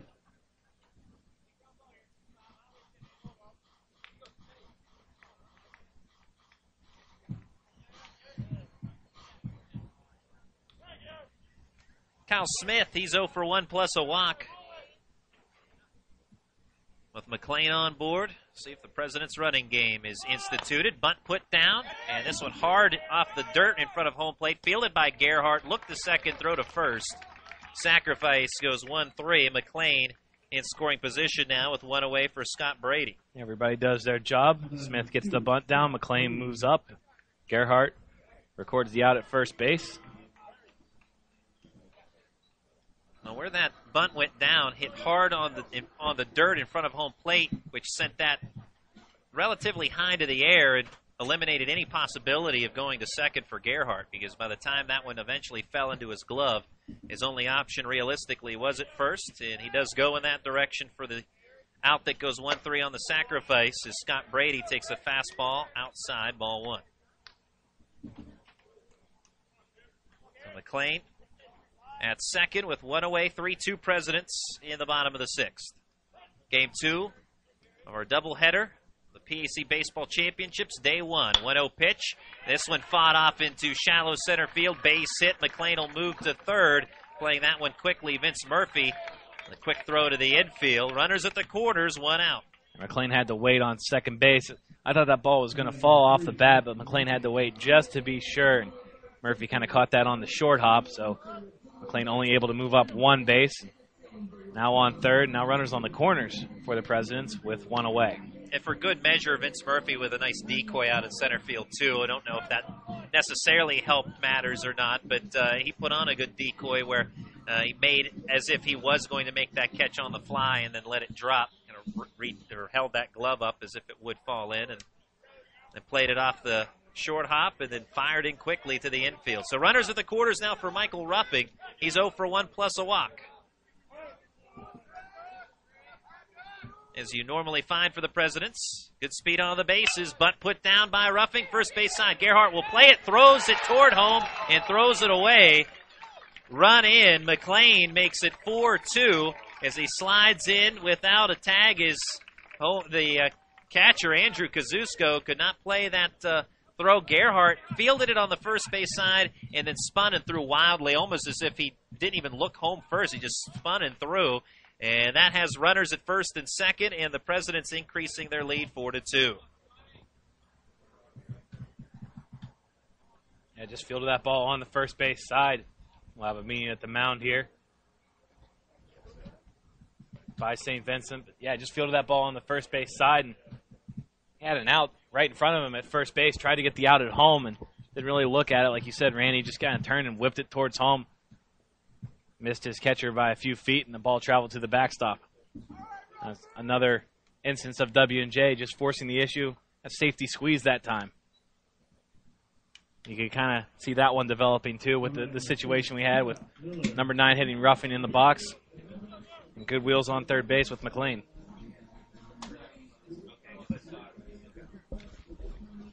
So sacrifice and error on the pitcher Gerhardt. Second error of the game on Gerhardt.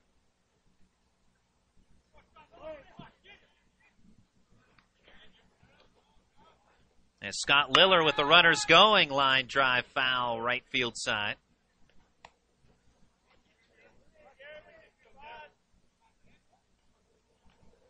Both errors made by Gerhardt today have accounted for runs as well for the Presidents. All runs, or at least the first 3 runs, were earned, to be determined here in the 6th inning. Now, right now it's 4-2 W&J, and a chance to maybe grab command of this contest as Liller hit by a pitch, inside fastball, catches him on the number 7 on his back, and that'll fill him up now for the Presidents and Derek McIlvain.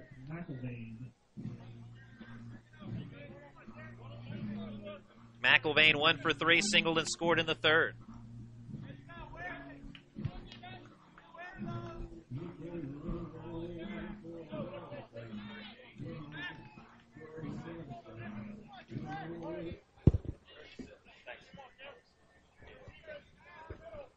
Gerhardt's pitch, fastball on the outside part of the plate to McIlvain for a strike. Alex Kazusko warming in the bullpen for the Bearcats. It's usually the one they call. A lot of appearances out of the bullpen this year.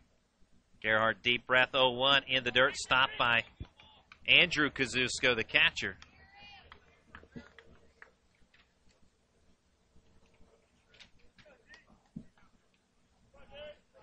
Bases loaded with 1 out. W&J holding a 4-2 lead. A base hit here would really open things up as the 1-1 low and in again, stopped by catcher Andrew Kazusko.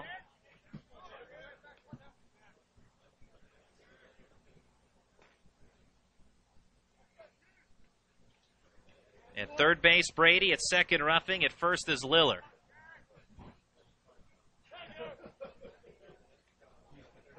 Gerhardt delivers the 2-1. Ground ball fair up the first base line, and this will roll for a while. In to score is Brady. Here comes Ruffing, and it's 6-2 W&J. 2-run double for Derek McIlvain. Stopping at third, Scott Liller. Now first baseman Fear in, looking for a ground ball right at him to come home with it. That ball just to his left, trickling down the line. And like you said, Randy, once it got past him, it was rolling for a while. Nearly all the way to the wall, down the line. McIlvain pulls in a second with a 2-run double, and W&J has broken this game open here in the bottom of the 6th. Well, with how tight this one has been, really since the get-go, still 3 more innings to play after this. The final out is recorded in this bottom of the 6th, but nonetheless, you get the feeling that it may be the hit of the game for W&J. And that is a big lift for the Presidents right now, and still a chance to add on more. Josh Stanish with 1 out and 2 in scoring position. Good curve from Gerhardt as he tries to buckle it down. Strike 1. Infield in again. St. Vincent thinking they can't afford to give up any more runs with 1 out here. Runners on second and third. Anything through will definitely plate 2 runs. 0-1 chopper, first base side. Fear will play it. Only option is at first base as he steps on the bag. Liller slides in safely. 7-2 W&J. 2 outs in the inning. McIlvain to third. And that was the correct play for Fear, and good awareness of knowing the runner was off on that pitch with the high chopper, no chance to get him at home. Take the sure out at first base and try and limit the damage. You don't want to compound by making another errant throw or just coming up late at home there. Yeah, visually, you could tell that Fear knew the situation and the runner was breaking for home, but on that high chopper, knew his only effort would be at first base, and wisely just steps on the bag. 7-2 W&J. Ronnie Parrish takes a fastball away, ball 1. Parrish walked in the third. He's 0 for 2, lined into a double play in the 5th with a rocket to the hot corner. Good curve from Gerhardt. 1 ball, 1 strike.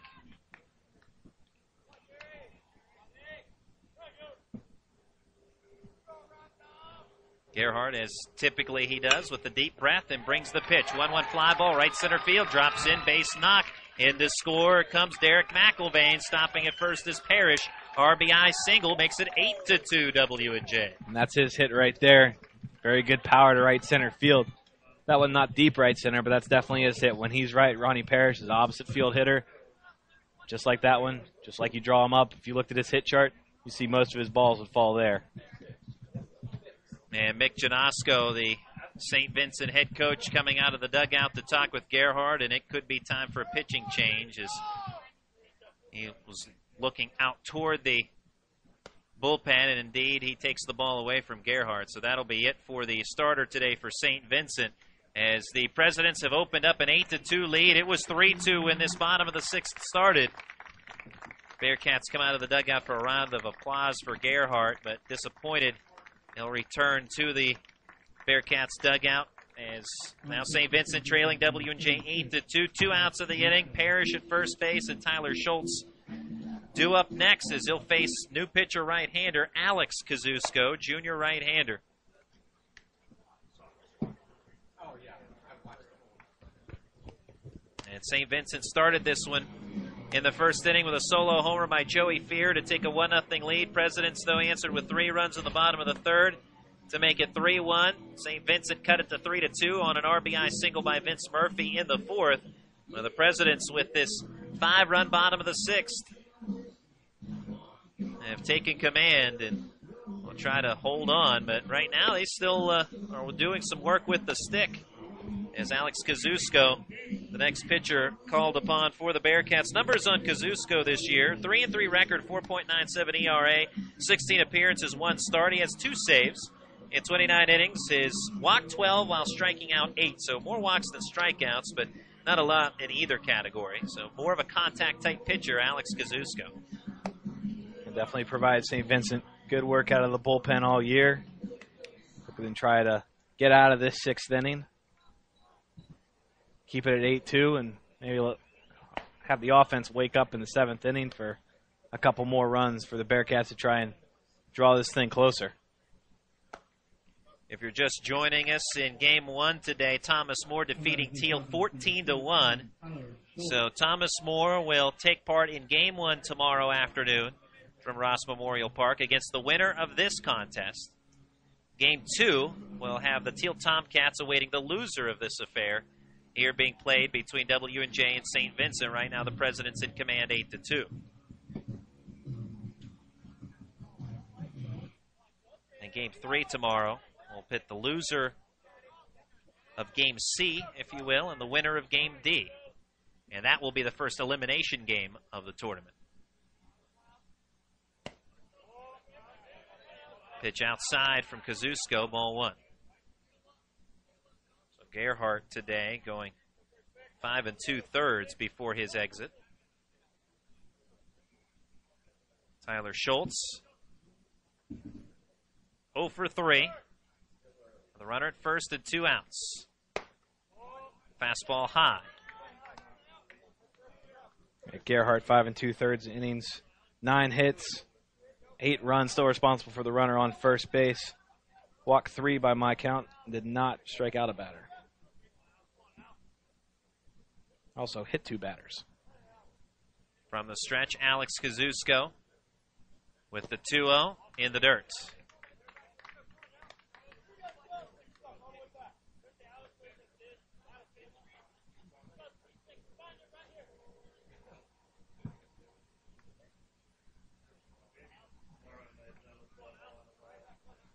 Check in with the signs with Andrew Kazusko, and now Alex with the 3-0. This is low, ball 4. 4-pitch walk to start. First batter he faces out of the pen. Moves Parrish to second base. And the Presidents have batted around in this 6th.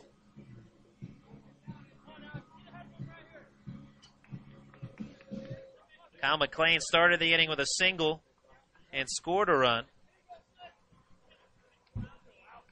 And he'll bat again. 2 aboard, 2 outs, 8-2 W&J in the bottom of the 6th. Takes low, does McLean.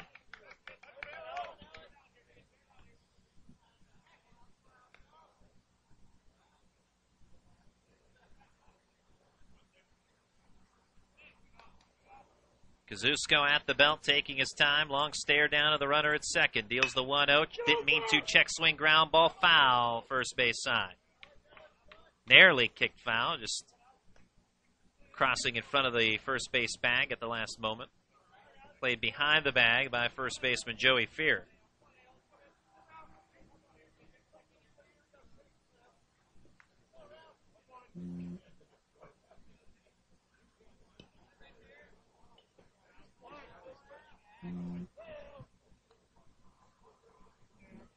Kazusko deliberate. Deals the 1-1. Curveball on the outside corner.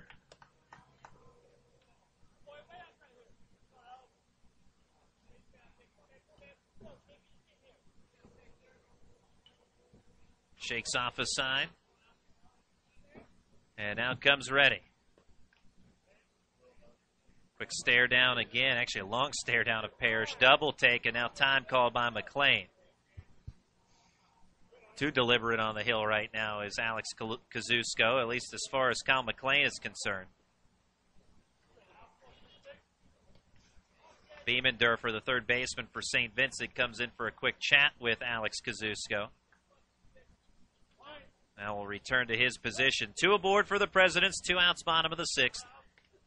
6-run lead for W&J. 1-2.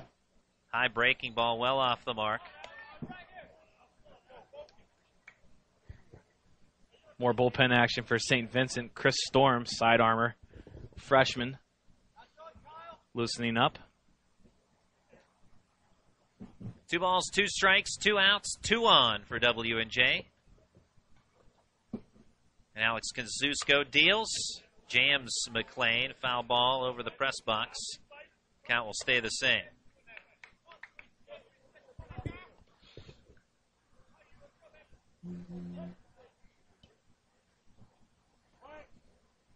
Presidents 8 runs on 9 hits, 1 error. St. Vincent 2 runs on 8 hits and 2 errors. Both errors throwing errors on Gary Gerhardt that have accounted for runs. 2-2 again, foul to the screen.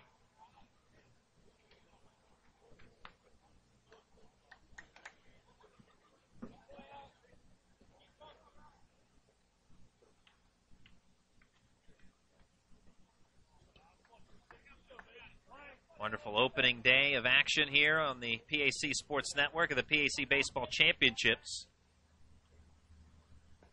2-2. Another foul ball to the screen as McLean continues the battle here, trying to size up one he can drive in play.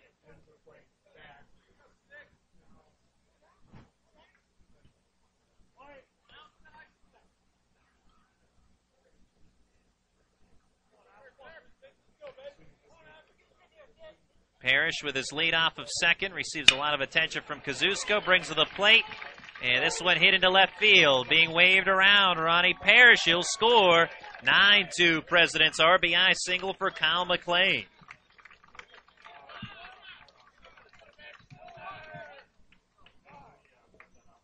So after all of that action, Ronnie Parrish comes in to score. McLean pushes Schultz to second base with the RBI single. It's now a 6-run inning as number 6, Kyle McLean, comes through.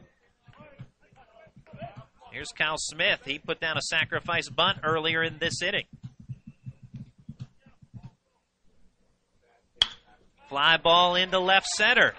Drops in, base hit. Another runner being waved around. Here comes Schultz. He will score, throw into third base. Kicks away off the body of McLean. Biemendorfer will track it down. And the Presidents add on again. It's 10-2. The floodgates have really opened for W&J. 4 straight hitters have reached base. A 7 spot now in the 6th inning. RBI base hit for Kyle Smith. Runners at second and third for Scott Brady.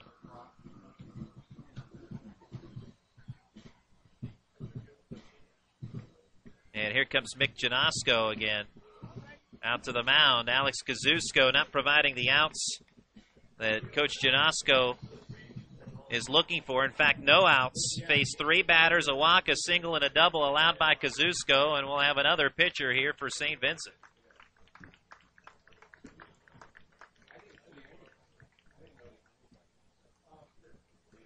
And so out of the bullpen, we have a right-hander for St. Vincent. Looks like John Malone out there on the mound, number 39. On the pitch for St. Vincent, number 39, John Malone. John Malone, sophomore out of Connellsville High School in Connellsville, Pennsylvania. Totals for Malone, 10 appearances, no wins or losses, a 4.91 ERA, 11 innings. Has allowed 13 hits, 7 runs, 6 earned, 5 walks, and 4 strikeouts. And so Malone to get some work here with his team trailing 10-2 in the opening day of PAC tournament play in the baseball championships. Now, tough spot to come in.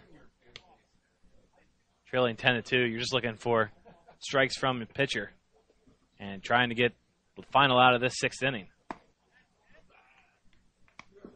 When play resumes, Malone will face Scott Brady, number 8 hitter in the order for the Presidents. All 10 runs will be charged to Gary Gerhardt.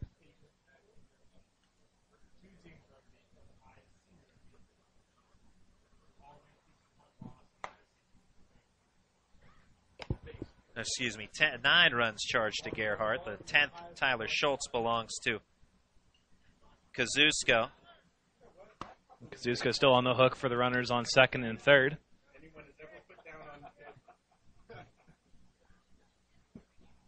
Kazusko faced 3 batters, did not record an out, allowed 2 hits and a walk. Malone's done with his warm-up pitches. A brief talk with Andrew Kazusko, halfway between the mound and the plate. Now they go their respective ways, and we're about ready for action. 2 outs in the bottom of the 6th. W&J runners on second and third, up 10-2. Was a 3-2 game before this bottom of the 6th, and the Presidents pouring it on. 7-run inning. And runners at second and third as 2 outs still remain on the scoreboard. Scott Brady will bat for the second time. He singled and scored earlier on this frame. Takes upstairs from Malone, ball 1.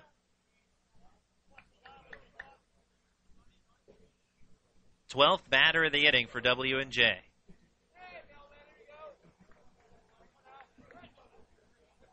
Right-hander Malone. Brings a fastball on the outside edge. Facing the right-handed hitting Scott Brady.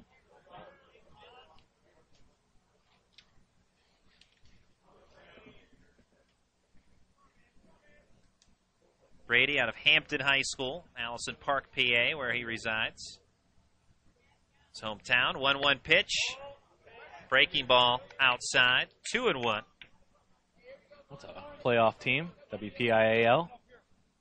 High school brackets were just released today.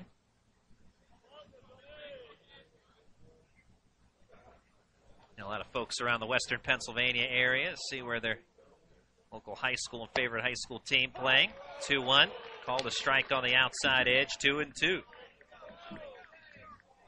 So Hampton making the postseason. I haven't had a chance to take a full look at the brackets, but congrats to Mr. Brady's alma mater. Talbot's.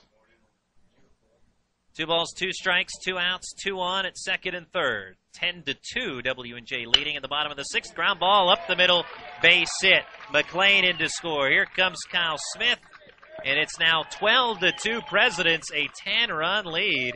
2-run single for Scott Brady. He's 3 for 4. In the 8th and 9th runs of the inning. Number 3, Mike Ruffin. 4 of them scoring with 2 outs.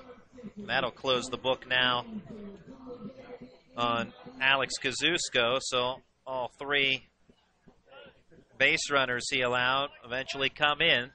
3 runs charged to Kazusko. Did not retire a batter. Here's Michael Ruffing.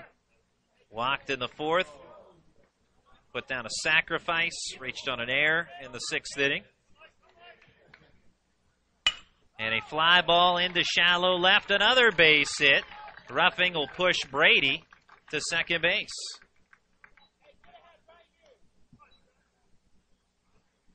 Number 7, Scott Lillard. Scott Lillard hit by a pitch earlier on in this 6th and scored a run. Well, out of the last 10 batters W&J's had, only 1 is recorded an out.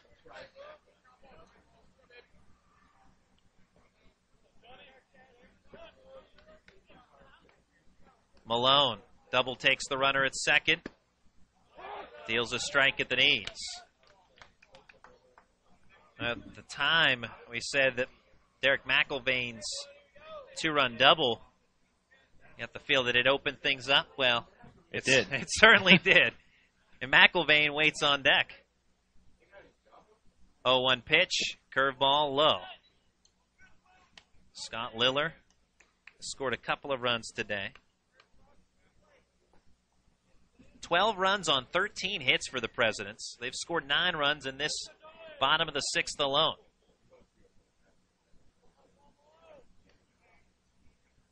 One from Malone. Bounding ball first base side. Played on 2 hops by Fear. Keeps it in front of him. As it caromed off his body. Played it at his feet. Steps on the bag. That mercifully ends the inning for the St. Vincent Bearcats. The W&J Presidents scored 9 runs and opened things up after 6 innings. It's W&J 12, St. Vincent 2. You're listening to the PAC Baseball Championships brought to you by Sport Clips.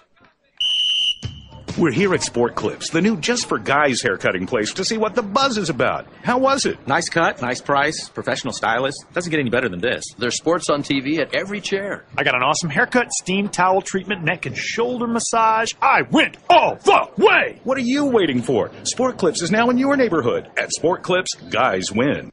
With 2 locations in Washington County, at the McMurray Shops in Peters Township and at Trinity Point in Washington.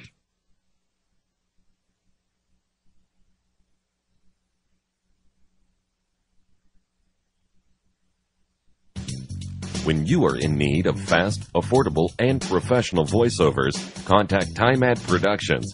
TimeAt Productions offers voice services for business presentations, documentary narrations, radio, television, imaging, and commercials, movie trailers, corporate phone systems, websites, audiobooks, and more. Visit or contact us online at www.timeadproductions.com.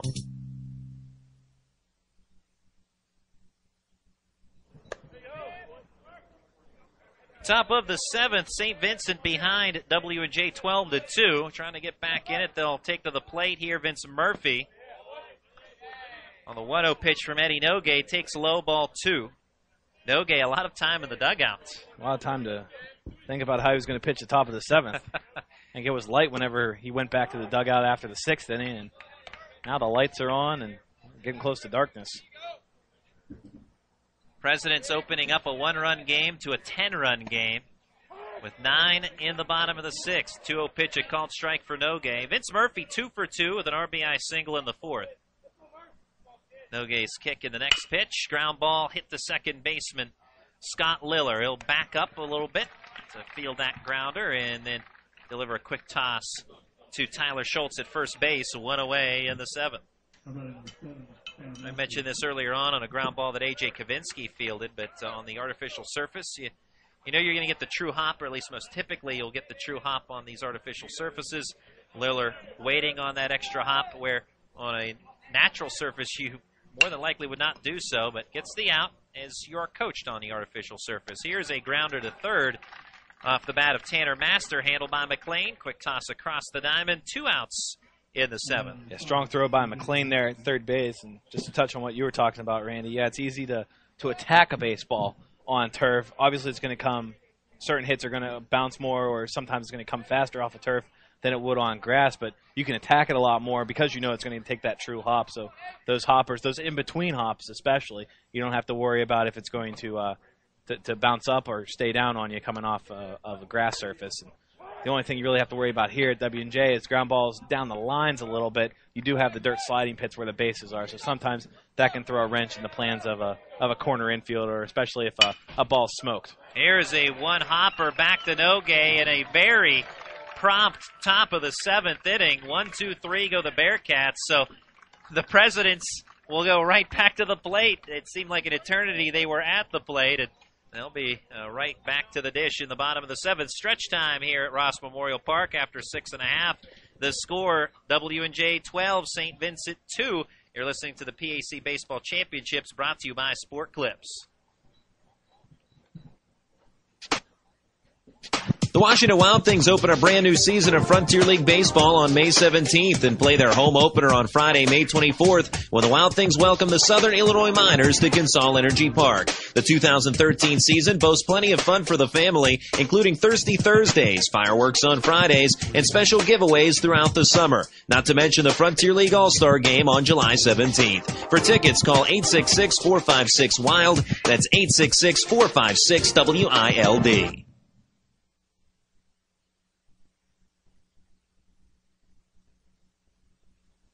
Vigigroup, a multifaceted graphic designs company that has been producing great designs since 1999, offering creative services like branding, new media, illustration, exhibitions, advertising, direct mail, and annual reports. Everything Vigigroup does is focused on producing outstanding design and service. For a design consultation, email Vigigroup at info@vigigroup.net. Good things come in small packages, and we do big things. At Ross Memorial Park, it's 12-2 W&J as we start the bottom of the 7th. Derek McElvain going around on a pitch from John Malone of the St. Vincent Bearcats for strike one. Tried to hold up on that breaking ball, but was already well around. 0-1 pitch from Malone. Fastball is low.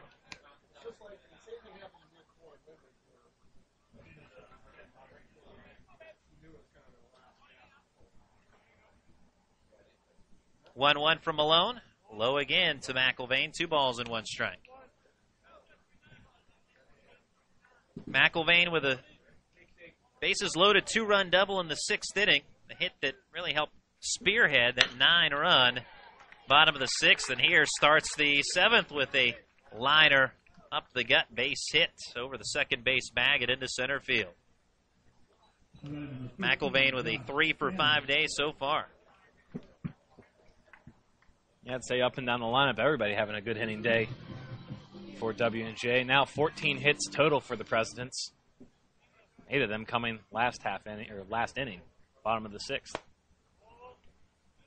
Pitch low for a ball to Josh Stanish. You want to know how good it's been for W&J today. In the 6th inning alone, every player in the lineup in the 6th inning either scored or drove in a run in the 6th inning. Not just the game, but in the 6th by itself. Next pitch, a ball to Stanish. 2 balls and no strikes. It's a good inning. Yes, I would say so.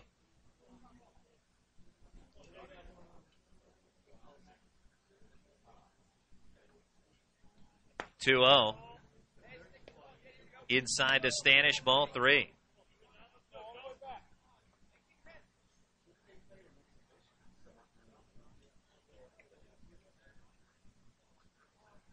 Malone peeking over his left shoulder at the runner at first. Brings to the plate for a strike. Now runs the count to 3-1 to Stanish. Bottom of the 7th. Presidents over the Bearcats 12-2. Just over caddy corner to Ross Memorial Park. The Washington Wild Things minor league Frontier League team playing their exhibition opener tonight. Yeah, you could hear the organ was fired up and everything. And playing the Lake Erie Crushers in town from the Cleveland area. Sounds like they got the organ in tune this year, finally. Isn't it just a recording, the organ they play? I'm not sure. I heard Sean King used to be able to play that organ over there. Yeah, I think you're right. He used to play the Take Me Out to the Ball Game, 7th inning. We just had the 7th inning stretch here. We should have had Sean King fire that organ up for us here at Ross Memorial Park, the assistant SID of St. Vincent now. Here's a high fly ball into shallow right center. Hustling in is Tanner Master to make the catch. 1 out, returning back to first is McElvain. I wonder if St. Vincent knows they have accomplished organist on their hands, if they ever needed it for anything. You never know when you need an accomplished organist. And right now it's 12-2 W&J with Ronnie Parrish up next. He drove in a run with a single in the 6th, also scored in that frame. But the Washington Wild Things, I'm sure you've heard from them here on our broadcast, tonight is their exhibition opener at Consol Energy Park. Pitch a ball to Ronnie Parrish. They'll play their home opener on Friday, May 24th against the Southern Illinois Miners. 1-0 pitch, low and away in the dirt, stopped initially by Kazusko. Now throw into second base, not in time. McElvain on the wild pitch advances 90 feet. Well, Eddie Nogue, if he and the Presidents hold on to this 12-2 lead, he would become the first president in a single season to win 10 games on the Hill. He's already become the first president, not the first president, but rather he has tied the single season mark for, get back to that here in a moment. Here's a ground ball by Parrish through the left side of the infield for a base hit. That'll move McElvain to third. But Nogue, with 3 shutouts this year, has already tied the single season record of Sam Mann, who achieved that in 2005. Sam Mann, who went on to play professionally with the Kalamazoo Kings and the Washington Wild Things. So nice how that all kind of tied together. Unplanned, too. That's funny how it all works out. But Sam Mann, former president, and went on to play professionally for a little while. And here comes Mick Janosko to come out, and he's going to take the ball from John Malone here mid-at-bat, as it was 2-0 on Tyler Schultz, and that's it for John Malone. Excuse me, my apologies. Tyler Schultz is the next batter. Parrish is on board. It'll be a clean slate on the count. That's what I get for checking the scoreboard there. But nonetheless, new right-hander in the game.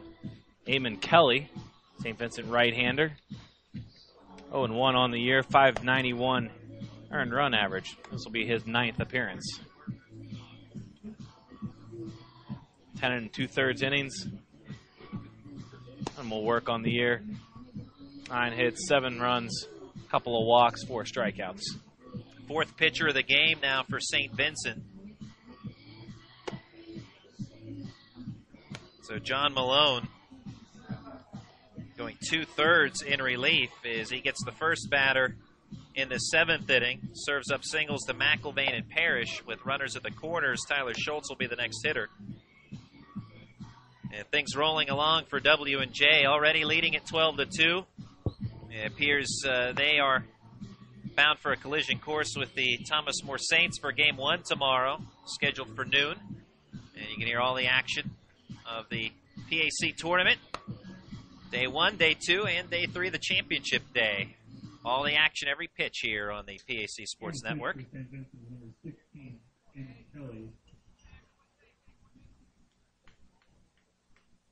So Eamon Kelly now in for St. Vincent.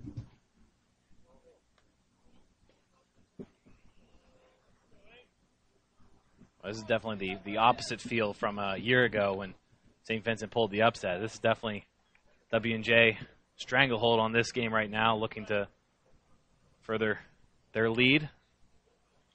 A runner on third base, runner on first base with 1 out. And the first pitch up and in slips out of the grasp of Kelly and strikes the batter. Tyler Schultz, hit batsman, loads him up with 1 out. Now for Kyle McLean. I mentioned McLean this past Saturday hit a grand slam against Westminster. He has the bases loaded now. The grand slam he hit against the Titans more or less put that game out of reach. So this one's already a 10-run lead for W&J. Anything more here could be icing on the cake. Icing on the cake. Eamon Kelly trying to wiggle out of this. Maybe a double play ball. Oh, hits the batter, or does it catch the knob of the bat? No, that one hits McLean on the fist. So hit batsman will bring in Derek McIlvain from third. Moves the other base runners around. It's now 13-2 W&J. Give McLean an RBI, his 3rd of the day. Kavinsky in from second base just to calm the right-hander down. 2 hit batters and 2 pitches. Trying to refocus him and get him right to face Kyle Smith. Kelly, deep breath, brings strike 1 with the fastball to Kyle Smith.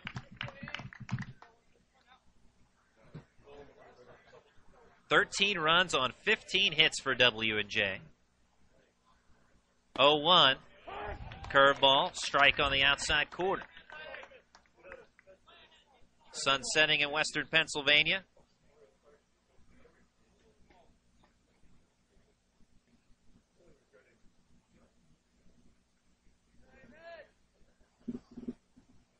(0-2) from Eamon Kelly. Fastball below the knees.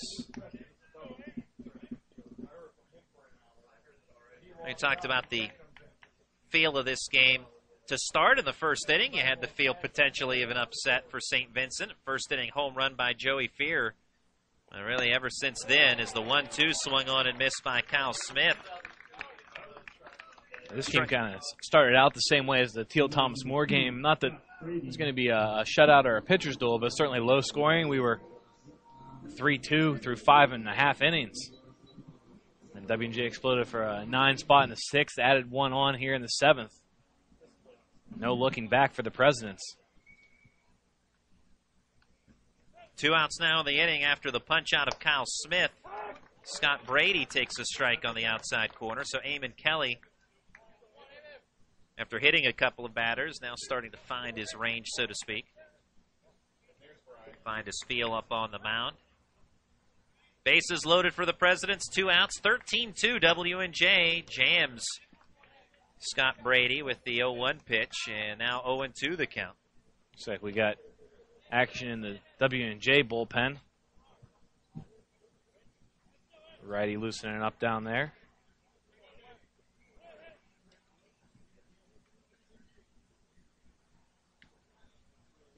Eddie Nogue, the last couple of innings, has spent a lot of time waiting to pitch, and even when he did, he was on the hill for what, about a minute and a half in the top of the 7th inning? Very efficient. 0-2, curveball, just outside. Kelly thought he might have had strike 3 there. Good-looking pitch, but just a bit off the edge. A couple of steps towards the dugout after delivering that pitch, but have to go back on the bump for at least one more.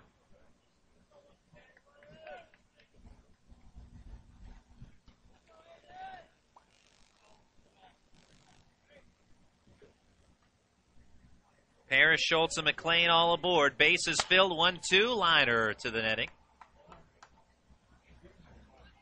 Count will stay the same.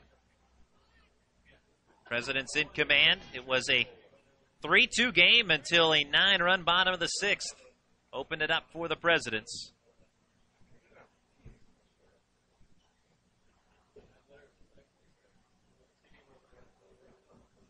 Thomas More tomorrow will face the winner of this game. Right now, looking to be the Presidents on their way.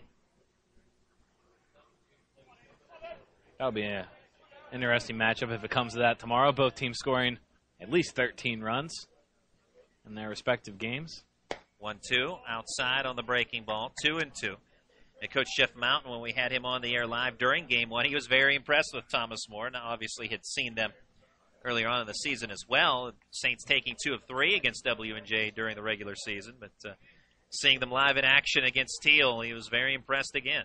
Now they both have lineups that can mash it 1 through 9, and definitely the pitching staff to win the tournament on both sides as well. 2-2 ground ball to Kavinsky, and a few steps to play it from a second base position. Throw to first ends the inning. 1 run across in the bottom of the 7th. 1 run on 2 hits, a couple of hit batsmen, and the bases left loaded. Score after 7. It's W&J 13, St. Vincent 2. You're listening to the PAC Baseball Championships, brought to you by Sport Clips. We're here at Sport Clips, the new just for guys haircutting place, to see what the buzz is about. How was it? Nice cut, nice price, professional stylist. Doesn't get any better than this. There's sports on TV at every chair. I got an awesome haircut, steam towel treatment, neck and shoulder massage. I went all the way! What are you waiting for? Sport Clips is now in your neighborhood. At Sport Clips, guys win. With 2 locations in Washington County, at the McMurray Shops in Peters Township and at Trinity Point in Washington.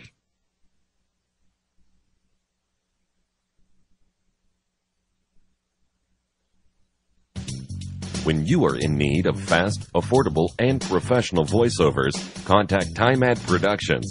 TimeAd Productions offers voice services for business presentations, documentary narrations, radio, television, imaging, and commercials, movie trailers, corporate phone systems, websites, audiobooks, and more.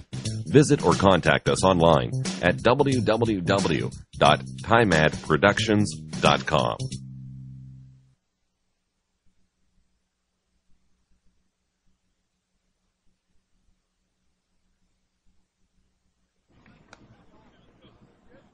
Presidents holding a 13-2 lead over the St. Vincent Bearcats, and we have some changes for the top of the 8th inning, the first of which will tell you, new pitcher on the mound, Nick Colat, freshman right-hander for the Presidents. Colat out of North Huntington, PA, and Norwin High School. And we also have some changes in the field before we get to Colat's numbers. Justin Pyles has those for you. A couple changes to the left side of the infield for the Presidents. At third base now for Kyle McLean is junior Matt Fry. And shortstop taking over for Ruffing is Michael Bierman.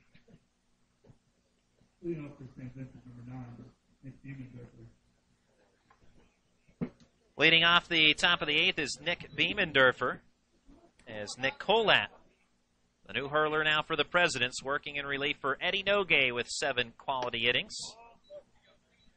Pitch up and in for a ball. Colat 2-0 with a 6.52 ERA. This will be his 5th appearance. Also has made 1 start this year. And a fly ball into shallow right field. Base hit for Biemendorfer. That's his first hit of the day. Second time he has reached. Now it's Joey Fear.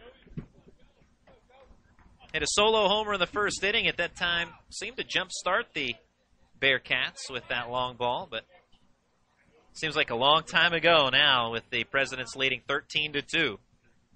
Colat's pitch, upstairs, ball 1.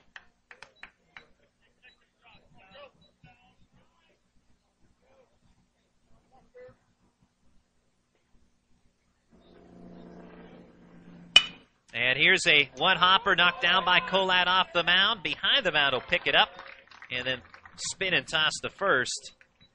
1 away. Out goes 1-3. Biemendorfer to second. If he plays that cleanly, he might have a double play. Actually, should have a double play, but that's easier said than done. That was a rocket right back to him on a hop. Yeah, a lot of times as a pitcher, especially when it's low, it's a reaction play. He was lucky to get a glove on it.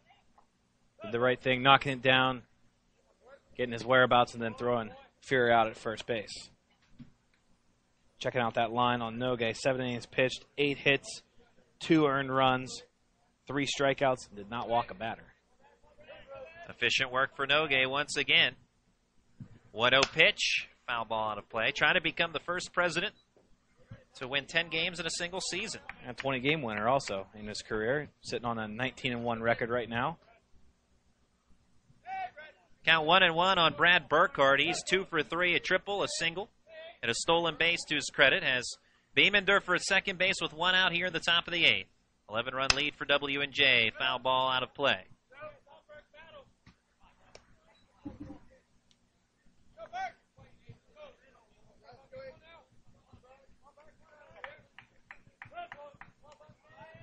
Presidents with the big 9-run 6th inning. Both games really have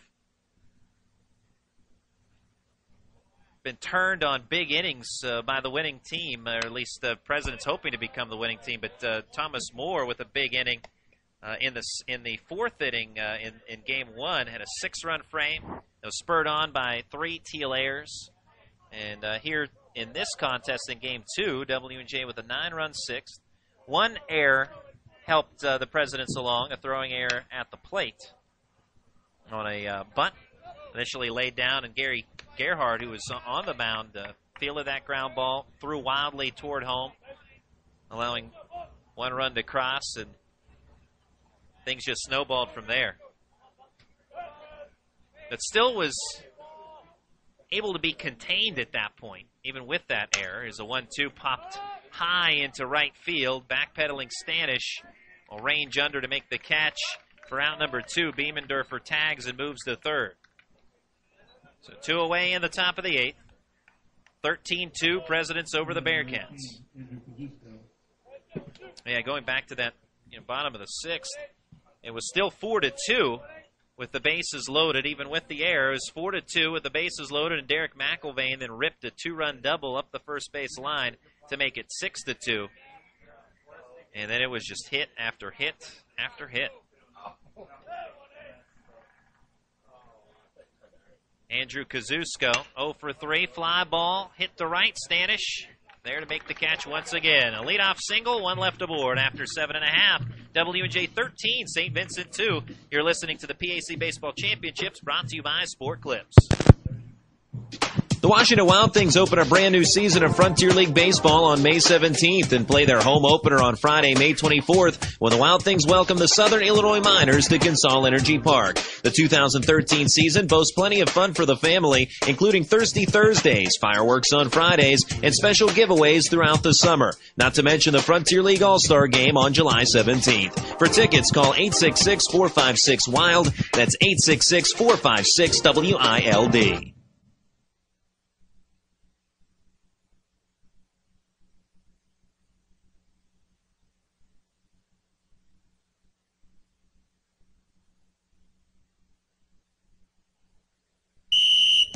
We're here at Sport Clips, the new just for guys haircutting place, to see what the buzz is about. How was it? Nice cut, nice price, professional stylist. Doesn't get any better than this. There's sports on TV at every chair. I got an awesome haircut, steam towel treatment, neck and shoulder massage. I went all the way! What are you waiting for? Sport Clips is now in your neighborhood. At Sport Clips, guys win.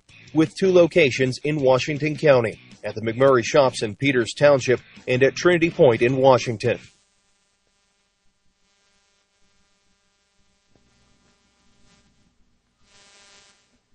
We return to Ross Memorial Park. It's 13-2.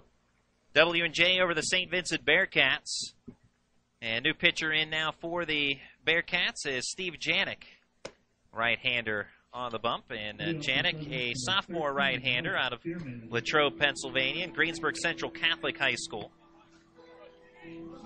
Janik 0-1 with a 7.92 earned run average, 7 appearances this year, 4 starts, 25 innings of work. Is struck out 17 and walked 8. In his 25 innings, has allowed 34 hits, 24 runs, 22 earned.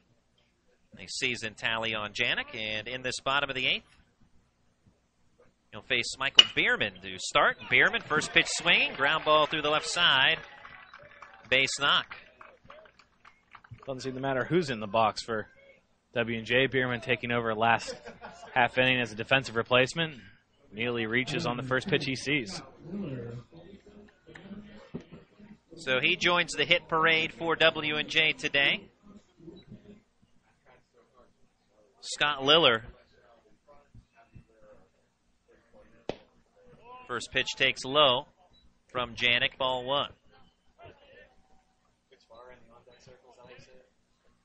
Liller walked and scored in the 3rd, hit by a pitch and scored in the 6th. Is 0 for 3 overall. Throw over to first base to check Bierman. He's back standing.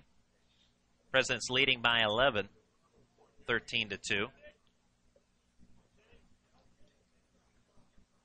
1-0. Fastball a strike on the inner third of the plate.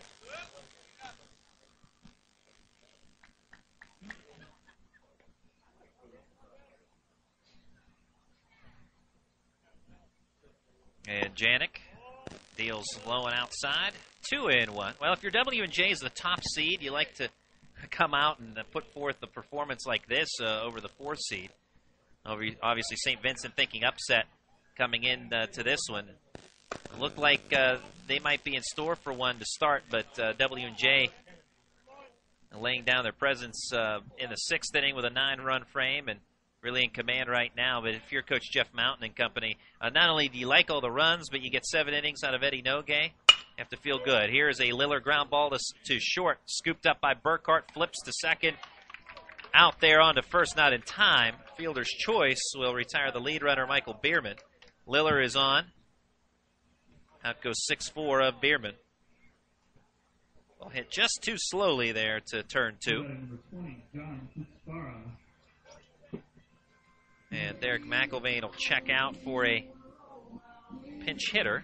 John Kutzfara stand in here. Sophomore from Elizabeth, Pennsylvania.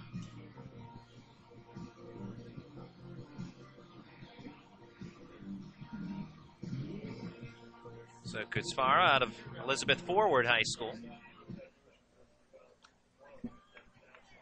Gets a chance to bat here in this 8th. Another playoff team from the WPIAL. Runner at first with 1 out. Pitch outside, ball 1. I guess that's one way to ensure a good college program is recruit kids from good high school programs. Looking up and down, well, really both these rosters see prominent high school programs listed. Pitch is a ball.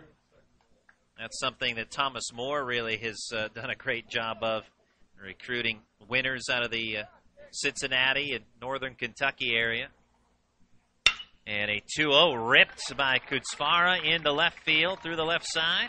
Runners at first and second, pushing Liller to second base. We're in the bottom of the 8th, 13-2 W&J over St. Vincent. 17 hits for W&J today. And now we're going to have a pinch runner for Kutzfara, as that is Corey Bauer now entering the game.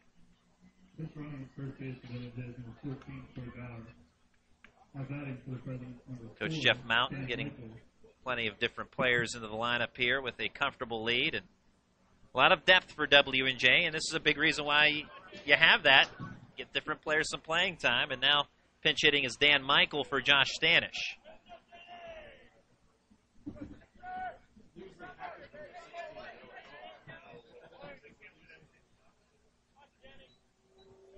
Michael, a left-handed hitter, and a sophomore reserve outfielder out of Aliquippa, PA, in Central Valley High School. Playoff team, but not in baseball. More of a football program. 2 on board for Michael.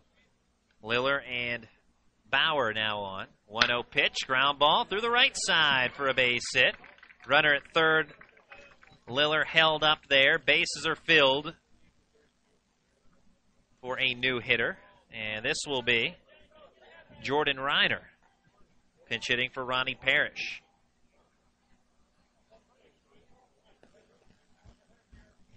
And by the end of the day, the scorecard will look like a spring training scorecard here.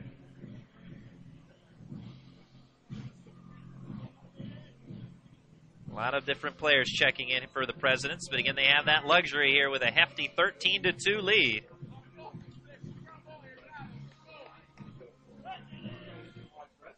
As Reiner, a junior reserve infielder out of Beechwood, Ohio.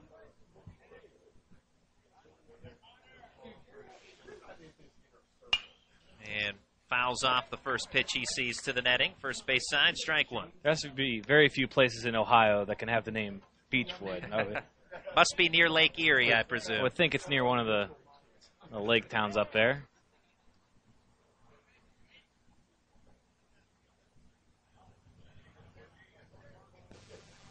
Look at the runner at third. Pitch to the plate from Janik is up high. 1 ball, 1 strike.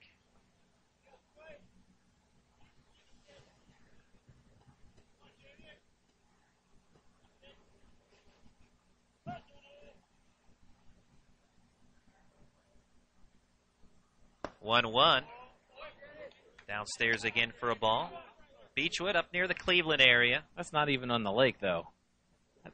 There's no beach there. That's false advertising. That's southeast of Cleveland. By Shaker Heights, Ohio.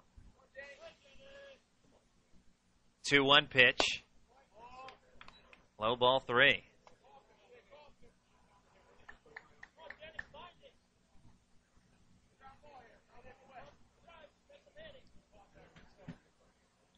Eleven-run lead for W&J. 1 out, bases loaded. Janik's 3-1 pitch is outside. Ball 4. Bases loaded. Walk brings in a run. So Jordan Reiner with the RBI scores Scott Liller from third, and it's Tyler Schultz. 14-2, Presidents.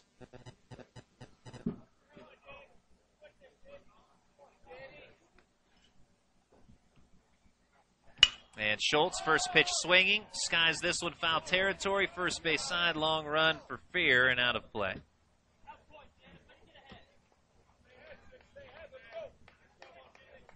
Like to see the hustle, though, late in this game by players like Fear and Tanner Master out in right field, trying to chase after that foul ball. Steve Janik on the mound, trying to work his way through this bottom of the 8th inning. Presidents 3 in the 3rd, 9 in the 6th, 1 in the 7th, and 1 so far in the bottom of the 8th. Check swing by Schultz. Accepts that off-speed pitch for a strike. St. Vincent 1 run in the 1st and 1 in the 4th.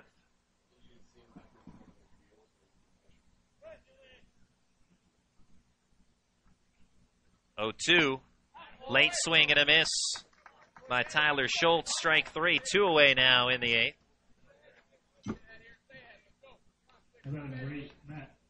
So first strikeout in relief for Janik. As now it's Matt Fry. Fry entered as a defensive replacement a half inning ago for Kyle McLean, and will get his first AB of the day. Fry Jr. out of State College High School. Naturally in State College, PA. State College Little Lions.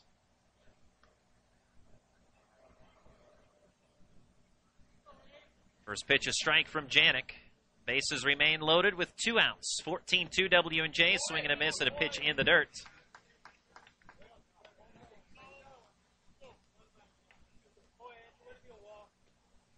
Janik in command now 0-2 on Fry. 18 hit attack so far for W&J. Earlier today, it was a 14-1 victory for Thomas More, and this time on the 0-2 pitch, ground ball to short, played by Burkhart. He'll flip to Kavinsky at second to end the inning. 1 run in for W&J, bases left loaded, 3 hits. And the 1 run crossing the plate on a bases-loaded walk to Jordan Reiner. Score after 8 innings. It's W&J 14, St. Vincent 2. You're listening to the PAC Baseball Championships, brought to you by Sport Clips. Disability affects the lives of over 29,000 people in Fayette, Washington, and Greene counties. Tri-County Patriots for Independent Living are people with and without disabilities working to meet those needs in the community. The success of Triple comes from the commitment of a dedicated board of directors, its members, and volunteers. To continue to improve services, Triple is renovating the historical YWCA building located at 42 West Maiden Street in Washington. This will allow for an assistive internet cafe, increased veteran services, and transportation and wellness to provide skills to help with independent living. Your help and feedback are appreciated, and if you seek assistance, we're here to help. Call us at 1-877-889-0965. That number, 877-889-0965. Or visit us online at triple.com and on Facebook.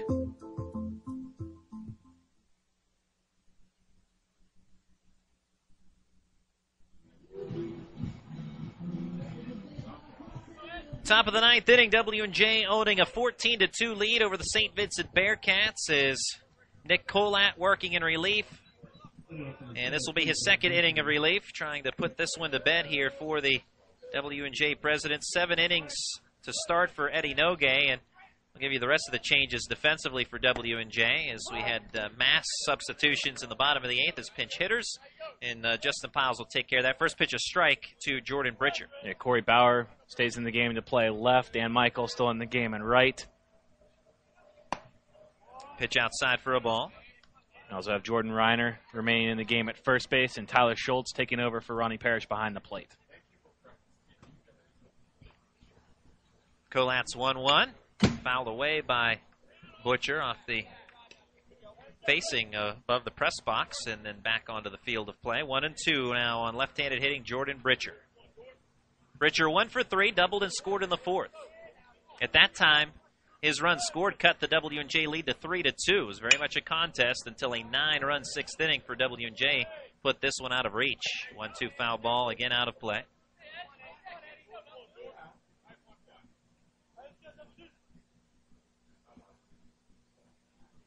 Right-hander Colat.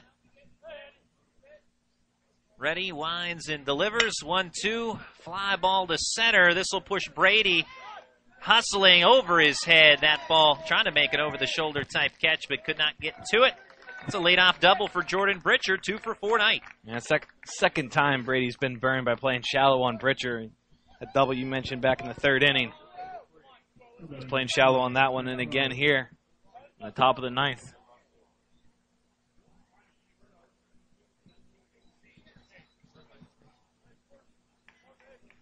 Thomas More earlier this afternoon beating Teal 14-1. In similar fashion, W&J with a 14-2 lead here over St. Vincent. Presidents looking for the final 3 outs, and if so, they'll meet Thomas More tomorrow, Game 1, scheduled for noon, which will have all the action on the PAC Sports Network of tomorrow's triple header. First pitch swinging, Grant Crawley comes up empty, strike 1.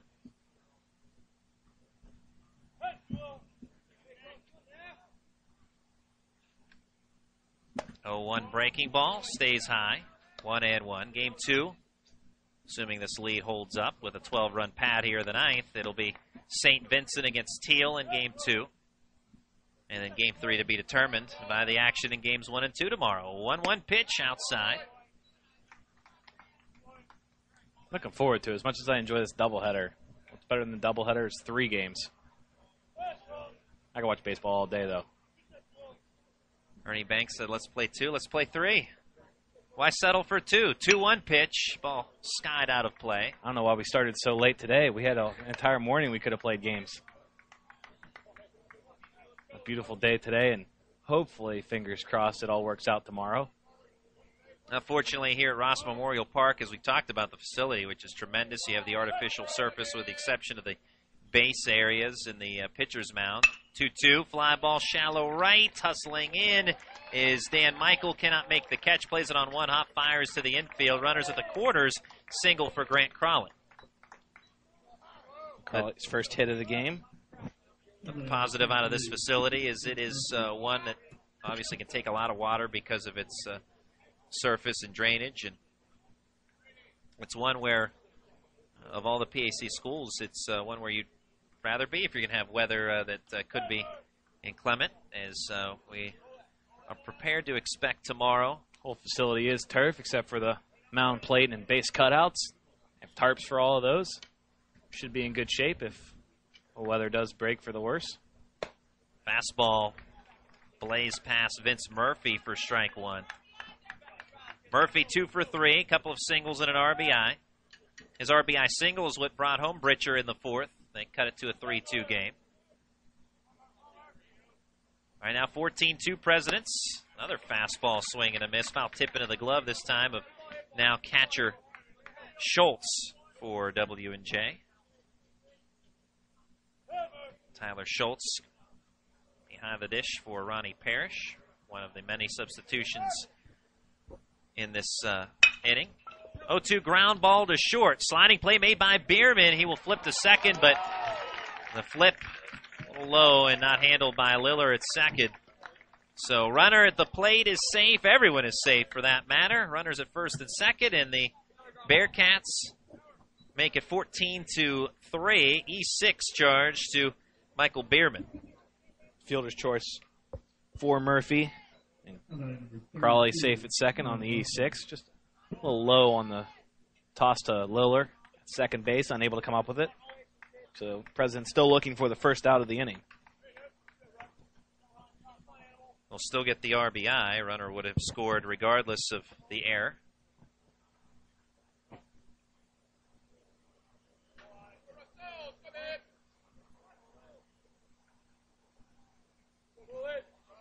And here's Tanner Master. 2 on, nobody out. Excuse me, we have a pinch hitter for Master, rather. Pitch is a strike from Colad, as our new hitter is Nolan Russell. Russell out of Bell Vernon High School. 0-1 offering. And Russell, fly ball shallow right, backpedaling is Scott Liller. He'll make the catch. 1 away in the top of the 9th. 14-3, W&J over St. Vincent. A.J. Kavinsky. 2 for 4 with a pair of singles.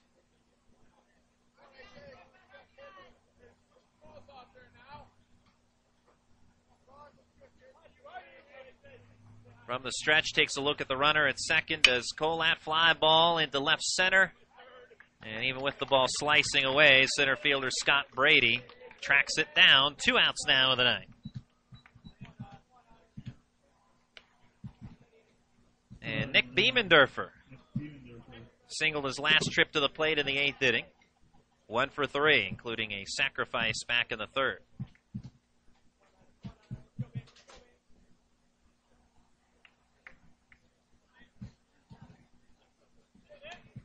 Eleven-run advantage for W&J. In and out away from facing Thomas More tomorrow at noon. Pitch from Colap, fouled straight back to the screen. And again, game 2 will have St. Vincent against the Teal Tomcats. And that will be the first elimination game of the tournament. And the loser of the first game will take on the winner of the second game in the 3rd game of the day. 0-1, breaking ball, chopper third base side. Charging in is Matt Fry, plays it, throw across the diamond, and the ball game is over. The W&J Presidents emphatically come away with a 14-3 victory over the St. Vincent Bearcats. So when we come back, we'll have a quick recap of this one and bid you a good night. Again, your final score, 14-3 W&J over St. Vincent. You're listening to the PAC Baseball Championships, brought to you by Sport Clips. We're here at Sport Clips, the new just for guys haircutting place, to see what the buzz is about. How was it? Nice cut, nice price, professional stylist. Doesn't get any better than this. There's sports on TV at every chair. I got an awesome haircut, steam towel treatment, neck and shoulder massage. I went all the way! What are you waiting for? Sport Clips is now in your neighborhood. At Sport Clips, guys win. With 2 locations in Washington County, at the McMurray Shops in Peters Township and at Trinity Point in Washington. Disability affects the lives of over 29,000 people in Fayette, Washington, and Greene counties. Tri-County Patriots for Independent Living are people with and without disabilities working to meet those needs in the community. The success of Triple comes from the commitment of a dedicated board of directors, its members, and volunteers. To continue to improve services, Triple is renovating the historical YWCA building located at 42 West Maiden Street in Washington. This will allow for an assistive internet cafe, increased veteran services, and transportation and wellness to provide skills to help with independent living. Your help and feedback are appreciated, and if you seek assistance, we're here to help. Call us at 1-877-889-0965. That number, 877-889-0965. Or visit us online at triple.com and on Facebook.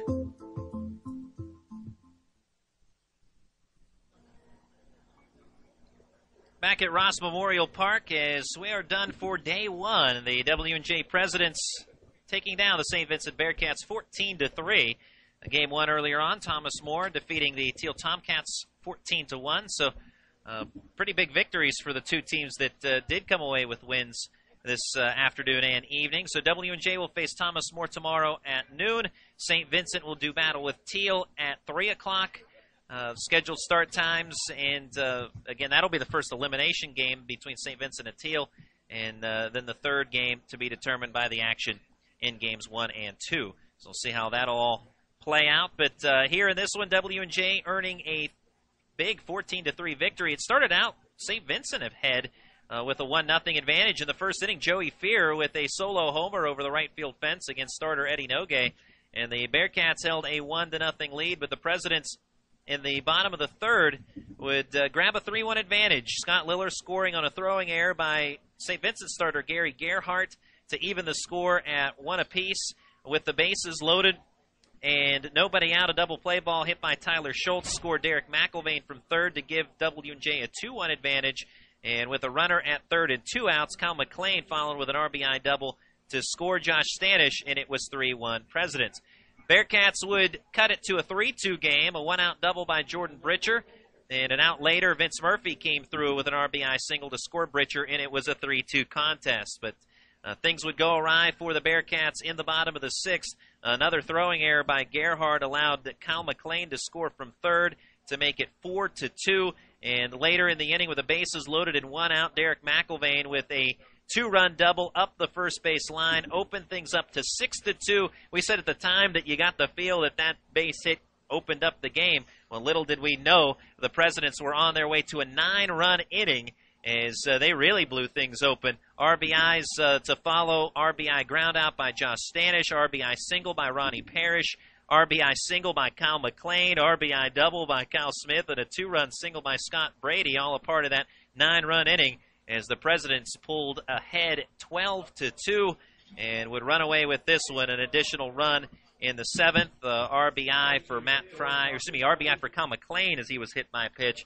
and then another RBI, bases loaded walk for Jordan Reiner, upped it to a 14-2 score. Bearcats would tally 1 run in the ninth. The Fielder's Choice RBI scored Jordan Britcher, the RBI going to Vince Murphy to make it 14-3. And Eddie Nogue with the win, the first President ever in a single season to win 10 games. So congratulations to him. Congratulations to W&J. They'll face Thomas More tomorrow at noon. Yeah, looking forward to that game. A couple of big wins by those schools.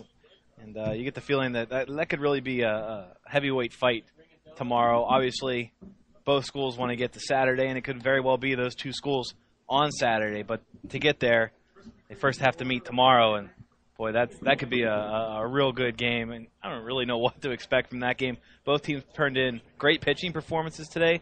Both teams turned in fantastic offensive outputs. I mean, there could be a 15-14 game. It could be a 1-0 game. I really don't have a feeling either way how that goes. All I know is that based on today, that's going to be a fight for sure. Yeah, it should be a scrap indeed. And again, that one's scheduled for noon. W&J and Thomas More. And as we said for Teal earlier on this afternoon, and the same goes for the Bearcats here this evening, all is not lost. It's a double elimination tournament, and they still have hope as they'll have to do it in the loser's bracket, so to speak. But somebody's got to make it there to the championship out of the loser's bracket, and why not either of those two teams? They both can get it done. So we'll see how it all plays out. We saw W&J do that last year, lost the first game of the tournament, bounced back to make it to the championship game. Now, they did fall to Westminster in that championship game, but they gave the Titans all that they could handle for the Westminster kind of blew that game open late. But, they're still sitting there just as much potential as they had entering the tournament.